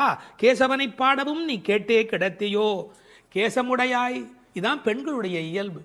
எவ்வளவுதான் பெண்கள் மாறினாலும் அடுத்த பெண்ணினுடைய கூந்தல் எவ்வளவு நீளம் என்பதை பற்றி யோசிப்பார்கள். கேசமுடையாய் திரவேலோர் எம்பாவாய் என்று இந்த பாசுரம் நிறைவு பெறுகிறது. ஒரு சிறு திருத்தம். தேசமுடையாய் என்றும் ஒரு பாடம் உண்டு. கேசமுடையாய் என்பதை விட தேசமுடையாய் என்ற பாடல் வரியிலே பொருள் ஆழம் சுவை கூடுதலாக இருக்கிறது என்று கருதுவதற்கு இடமுண்டு. காரணம், அவள் அழகான கூந்தலை உடையவள் என்ற பொருளிலே ஒன்றிரண்டு பதிப்புகளிலே கேசமுடையாய் என்கிற பாடம் இருக்கிறது. ஆனால் தேசமுடையாய் என்ற சொல்லுக்கு பொருள் ஒளியுடையவளே என்பது பொருள். ஒரு பெண்ணை வர்ணிக்கிற போது ஒளிதான் பிரதானம், பொன்னின் ஒளி பூவின் வெறி என்று சீதா பிராட்டியாரை கவிச்சக்கரவர்த்தி கம்பன் வர்ணிக்கின்றார். கண்ணனுடைய நினைப்பில் எப்போதும் ஒளி உடையவளாக விளங்குகின்றாள் என்ற பொருளிலே தேசமுடையாய் என்கிற பாடம் சுவையான, அழுத்தமான, ஆழமான, பெரும்பகுதி பதிப்புகளில் காணப்படுகிற பாடம் என்பதையும் சொல்லிக்கொள்ள விரும்புகிறேன். வணக்கம். வேதம் அனைத்துக்கும் வித்தான திருப்பாவையின் 6வது பாடல். இது பாடல் தொடங்கி திருப்பள்ளி எழுச்சியாக அமைகிறது. உறங்குகிற பெண்ணை வெளியில் இருக்கிறவள் எழுப்புவது போல பாடலின் அமைப்பு முறை. விடிந்தது என்பதற்கான அடையாளங்கள் சொல்லி எழுப்புகிறார்கள். புள்ளும் சிலம்பினகான் புள்ளரையன் கோயிலில் வெள்ளை வெளிசங்கின் பேரரவம் கேட்டிலையோ. பிள்ளாய் எழுந்திராய் பேய் முலை நஞ்சுண்டு கள்ளச்சகடம் கலக்கழிய காலோச்சி வெள்ளத்து அரவில் துயில் அமர்ந்த வித்தினை உள்ளத்து கொண்டு முனிவர்களும் யோகிகளும் மெல்ல எழுந்து ஹரி என்ற பேரரவம் உள்ளம் புகுந்து குளிர்ந்தேலோர் எம்பாவாய். முன் அனுபவம் ஏதுமில்லாத கன்னிப்பெண்ணே, இன்னும் உறங்குகிறாயே? விடியலை முன்னே அறிந்து கொள்ளும் இயல்புடைய பறவைகளும் கூட எழுந்து ஓசை எழுப்பி இறை தேட புறப்பட்டு விட்டனவே, அது உனக்கு தெரியவில்லையா? பறவைகளுக்கு அரசனான கருடனை வாகனமாக கொண்ட திருமால் திருக்கோயிலிலே வெண்மை நிறமுள்ள சங்கு தன் ஒலி எழுப்பி அழைக்கின்ற பேரோசை உன் காதில் விழவில்லையா? பெண் பிள்ளையே, விரைவில் படுக்கையை விட்டு எழுந்திரு. முன்பு தன் தாய் யசோதை வடிவில் முலைக்காம்பில் நஞ்சையே தீட்டிக் கொண்டு வந்து கண்ணனுக்கு வஞ்சகமாக பாலூட்ட கருதினாளே பூதனை. அவளிடம் பால் பருகுவது போல முலையுண்டு அவள் உயிரையும் உண்டானே கண்ணன். முன்பு கள்ளத்தனமாக சக்கரமாக அவன் முன் தோன்றினானே சகடாசுரன். அவனை தன் திருவடிகளை உயர்த்தியே உதைத்து அவன் கலக்கம் அடைந்து அழிந்து போனானே அந்த கண்ணன். திருப்பார்கடலிலே அமைந்திருக்கும் ஆதிசேஷன் என்னும் பாம்பின் மேல் அரிதுயில் கொண்டிருக்கிறானே அந்த கண்ணன். இவ்வுலக உற்பத்திக்கு மூல காரணமான அந்த கண்ணனை தம் உள்ளத்திலேயே இடைவிடாது தியானித்து கொண்டிருக்கும் முனிவர்களும் இறைவனை எளிதில் அடையும் யோகம் போன்ற உபாயங்களையும் செய்து கொண்டிருக்கும் யோகியர்களும் அலுங்காது அசையாது மெதுவாக நிதானமாக எழுந்து ஹரி ஹரி என்று திருமாலை எண்ணிப்பாடும் பேரோசை உன்னுடைய காதுகளில் கேட்கவில்லையா? ஆனால் இவ்வோசைகள் எல்லாம் எங்கள் செவி வழி புகுந்து உள்ளத்திற்கு குளிர்ச்சி தருகின்றனவே. இந்த அனுபவத்தை எங்களுடன் பகிர்ந்து கொள்வதற்காகவாவது நீ எழுந்து வரமாட்டாயா? இது பாடலின் திரண்ட பொருள். புள்ளும் சிலம்பினகான் புள்ளரையன் கோயிலில். புள்ளும் சிலம்பினகான் என்பது இயற்கையின் அழைப்பு. காலையிலே பறவைகள் ஒலி எழுப்புகின்றன. இதில் புள்ளும் என்றால் அந்த உம்மை சிறப்பு உம்மை. காலை பொழுது எப்படி விடுகிறது என்றால் கோழி கூவுது என்று ஒரு வார்த்தை சொல்வார்கள். மனித வாழ்க்கை இயற்கையோடு கலந்து நிற்கக்கூடிய தனித்த சிறப்புடையது. அது காலையில் இறை தேடுவதற்கு புறப்படுவதற்கு முன்பாக ஒலி எழுப்பி அதன் பிறகு புறப்படும். இறை தேடும் போதே இறை தேடு என்பதுதான் மனிதனுக்கும் விலங்குக்கும் இருக்கிற வித்தியாசம். அதனால் இறை தேடி அது எழுப்புகிற ஒலியை கேட்ட மாத்திரத்தில் இறை தேடி வல்லினரா இறை தேடி நாம் அந்த பெருமானை நினைக்க வேண்டாமா என்ற அர்த்தத்தில் புள்ளும் சிலம்பின என்றாள். தமிழிலே சிலம்புதல் என்றால் ஒலி எழுப்புதல் என்று பொருள். அதிகாலை எழுவதை மனிதன் பறவைகளிடமிருந்து கற்றுக்கொண்டான் என்கிறார்கள். அது மட்டுமல்ல, பறவைகள் மனிதனுக்கு எச்சரிக்கை உணர்வை ஊட்டக்கூடிய ஒரு அடையாளம். ஒரு காலத்தில் காடுகளில் மனித இனம் வாழ்ந்த காலத்தில் பதுங்கி வரும் பாய்ச்சல் மிருகங்கள் குறித்து எச்சரிக்கை ஒலி எழுப்பும் இயல்பு பறவைகளுக்கு உண்டு. எனவே பறவைகளின் ஒலியை பார்த்து வருகிற நன்மை தீமைகளை மனிதன் உணர்கிற பழக்கம் அன்று தொட்டிருந்திருக்கிறது. எனவே வெளியில் விடுகிற விடியலுக்கு அடையாளமாக சொன்னாலும் பறவை ஒலிக்கும் மனித இனத்துக்கும் சம்பந்தம் இருக்கிறதே. புள்ளும் சிலம்பினகான். புல் அரையன் கோயில், பறவைகளுக்கெல்லாம் தலைவன் கருடன். அந்த கருடன் கோயிலிலே, அதாவது திருமாலுடைய திருக்கோயிலிலே சங்கு ஒலி எழுப்பி அழைக்கிறார்களாம். வெள்ளை வெளிசங்கின் பேரரவம் கேட்டிலையோ. வெள்ளை வெளிசங்கு அது ரொம்ப தூய்மையான சங்கு. வெறும் நிறம் மட்டுமல்ல, அது எல்லா வகையிலுமே தூய்மையுடைய ஒன்று, வெண்மையுடைய ஒன்று. அது அழைப்பதற்காகவே பயன்படுத்தப்படுவதாலே வெளிசங்கு கோயிலிலே நடை திறந்து விட்டது, மக்கள் வரலாம் என்பதற்கான அறிவிப்பு சங்கொலியின் மூலம் அந்த ஊருக்கு தெரிவிக்கப்படுகிறது. எனவே கோயில் அழைப்பு வந்துவிட்டதே, நீ எழுந்திருக்க வேண்டாமா? பேரறவும் கேட்டிலையோ. பறவையின் சப்தம் கூட சின்ன சின்னதாக போயிருக்கலாம். இது எத்தனை பெரிய ஒலி, சங்கு ஒலி எழுப்புகிறார்களே, ஊருக்கே கேட்க வேண்டும் என்று எழுப்புகிறார்களே, உனக்கு தெரியவில்லையா? சங்குக்கும் ஆண்டாளுக்கும் இடையில் இருக்கிற தொடர்பு நாச்சியார் திருமொழி நன்கு படித்தவர்களுக்கு தெரியும். கற்பூரம் நாருமோ கமலப்பூ நாருமோ திருப்பவளச் செவ்வாய்தான் தித்தித்திருக்குமோ, மறுப்பொசித்த செங்கண்மால் வாய்ச்சுவையும் நாற்றமும் விருப்புற்று கேட்கின்றேன் சொல்லாழி வெண்சங்கே என்று சங்கரை பாராட்டி மகிழ்ந்தவள் ஆண்டாள் நாச்சியார். எனவே வெள்ளை வெளிசங்கு அதற்கு என்ன பெருமை என்றால், ஓங்கார ஒலி எப்போதும் சங்கிலே காதில் வைத்தால் கேட்டுக்கொண்டே இருக்கும். நமக்கு ஒரு ஆச்சரியம், கண்ணனாகிய கடவுள் குடியிருக்கிற ஊரில் வேறு ஒரு கோயிலா? கோயில் அழைப்பு என்றால் ராமாயணம் படிக்கிற போது ராமன் நாராயணனை போய் வணங்கி வந்த செய்தி இருப்பதைப் போல கண்ணன் ஊரிலும் திருமால் கோயில் இருந்திருக்கிறது. இதில் புறவிடியல் பற்றி பேசினாலும் உண்மையில் அகவிடியலை பற்றி நாம் சிந்திக்க கடமைப்பட்டிருக்கிறோம். இதெல்லாம் காலை நேரத்து அடையாளங்கள். ஆன்மீக விடியல் என்பது ஏற்பட வேண்டும் என்றால் அறியாமை, இருட்டு போக வேண்டும். நீங்கள் இருட்டை விரட்டிவிட முடியுமா? இந்த உலகத்தில் என்ன முயன்றாலும் இருட்டை விரட்ட முடியுமா? ஒரே ஒரு வேலை இருக்கிறது, ஒரு வெளிச்சத்தை நிறுவுவதுதான் மனிதன் செய்ய வேண்டிய வேலை. எல்லாரும் உட்கார்ந்து கொண்டு இருட்டே போ இருட்டே போ இருட்டே போ என்றால் போகாது. ஆனால் ஒரு விளக்கை ஏற்றி வைத்தால் இருட்டு காணாமல் போய்விடும். அதுபோல் நம்முடைய அஞ்ஞானம், அறியாமை என்ற மன இருள் நீங்க வேண்டுமென்றால் நாராயணன், இறைவன், பரம்பொருள் என்ற ஒற்றை விளக்கு நமக்கு போதுமானது. அதை சொல்லிவிட்டு பிள்ளாய் எழுந்திராய் என்கிறார். பெண் பிள்ளைகளை ஏ பிள்ளை என்று அழைப்பது தமிழ் மண்ணிலே இருக்கிற ஒரு மரபு.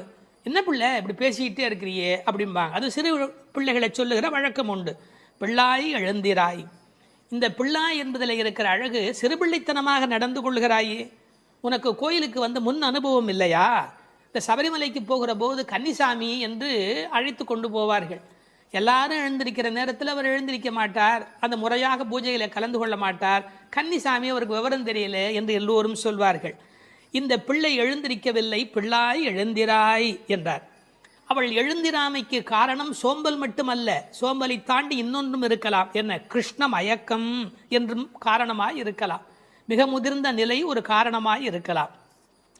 அவளுக்கு அதிர்ச்சி உண்டாகும்படியாக எழுப்புவதற்கு உரிய கண்ணபெருமானுடைய வரலாறுகளை சொல்லுகிறார்கள். பேய்முலை நஞ்சு உண்டு பூதனே என்ற ஒரு அரக்கி தாய்முலைப்பாலில் அமுதிருக்க தவழ்ந்து தளநடை இட்டு சென்று பேய் முலைவாய் வைத்து நஞ்சு உண்டு பித்தன் என்றே பிறர் ஏசன் என்றாய் திருமங்கையாழ்வார் பாடுகிறார். அதாவது தாயிடத்தில் அமுது உண்ணாமல் பேயிடத்தில் போய் உண்டு அவளுக்கு மேலே போவதற்கான வழிமுறையை செய்த பூதனையினுடைய வரலாறு, அரக்கியின் வரலாற்றை சொல்லுகிறார். அடுத்து இன்னொரு வரலாறு, கள்ளச்சகடம் கலக்கழிய காலோச்சி. கள்ளச்சகடம், சகடாசுரன் என்ற ஒரு அசுரன் வஞ்சனையான வடிவத்தில் சக்கரமாய் வருகிறான். அப்போது பெருமான் என்ன செய்தார்? தம் கால்களாலே எட்டி உதைத்தார். தன்னை நேடி வந்த ஆபத்தை அவர் விரட்டுகிறார். என்ன நயம் சொல்வார்கள் தெரியுமா? பெருமாளுடைய திருவடி நம்முடைய கஷ்டத்தை போக்குகிறது என்பதையும் தாண்டி பெருமாளின் துன்பத்தையே போக்கக்கூடியது. இப்படிலாம் அர்த்தம் சொல்லலாமா என்று கேட்பார்கள். உயர்வர உயர்நலம் உடையவன் எவனவன், மயர்வர மதிநலம் அருளினன் எவன் அவன். இந்த பாசுரத்திலே துயரரு சுடரடி என்று ஒரு வாசகம் வரும். அந்த துயரரு சுடரடி என்பதற்கு வியாக்கியானம் செய்த பெருமக்கள் நம்முடைய துயர் என்று கூட அர்த்தம் செய்ய வேண்டிய அவசியமில்லை. பக்தனுக்கு அனுகிரகம் பண்ணுவதற்கு திருவடி இருந்தும் பக்தன் தன்னிடத்தில் வந்து அதை பெறாத போது பகவான் துயரமுறுகிறான். தாய் தன்னுடைய முலைப்பாலை தரையிலே பீச்சுமா போல அருளை அவன் பக்தர்களுக்கு வழங்குகிறான் என்று எழுதினார்கள். எனவே பெருமானுடைய திருவடி பெருமானுடைய துன்பங்களையே நீக்கியது என்றும் பொருள் கொள்ளலாம். மனிதர்களுக்கு ஒவ்வாதது ரெண்டு காரம், ஒன்று அகங்காரம், மமகாரம். அப்படி தோன்றிய அசுரர்களை அவன் அழித்திருக்கிறான். வெள்ளத்தரவில் துயிலமர்ந்த வித்து, இந்த உலகத்துக்கெல்லாம் மூலமான வித்து. நல்ல தண்ணீர் நனைத்துதான் விதையை நடுவார்கள். இவன் வெள்ளத்து அரவில் பார்க்கடலிலே பாம்பிலே படுத்திருக்கிறான். வெள்ளை வெள்ளத்தின் மேலொரு பாம்பின் மிசை கள்ள நித்திரை கொள்ளும் பரமன் என்பார்கள். நீர் குளிர்ச்சி, பாம்பு குளிர்ச்சி, அந்த குளிர்ச்சிக்கு மேல் குளிர்ச்சியாக கண்ணபெருமானுடைய தோற்றம் குளிர்ச்சி. முதல் தனி வித்தேயோ என்று நம்மாழ்வார் பாடுவார். ஆலமர் வித்தின் அரும் குரலன் என்று கம்பர் பாடுவார். விச்சி இன்றி விளைவது இல்லை என்று பிரகலாதனுடைய சரித்திரத்தை பாட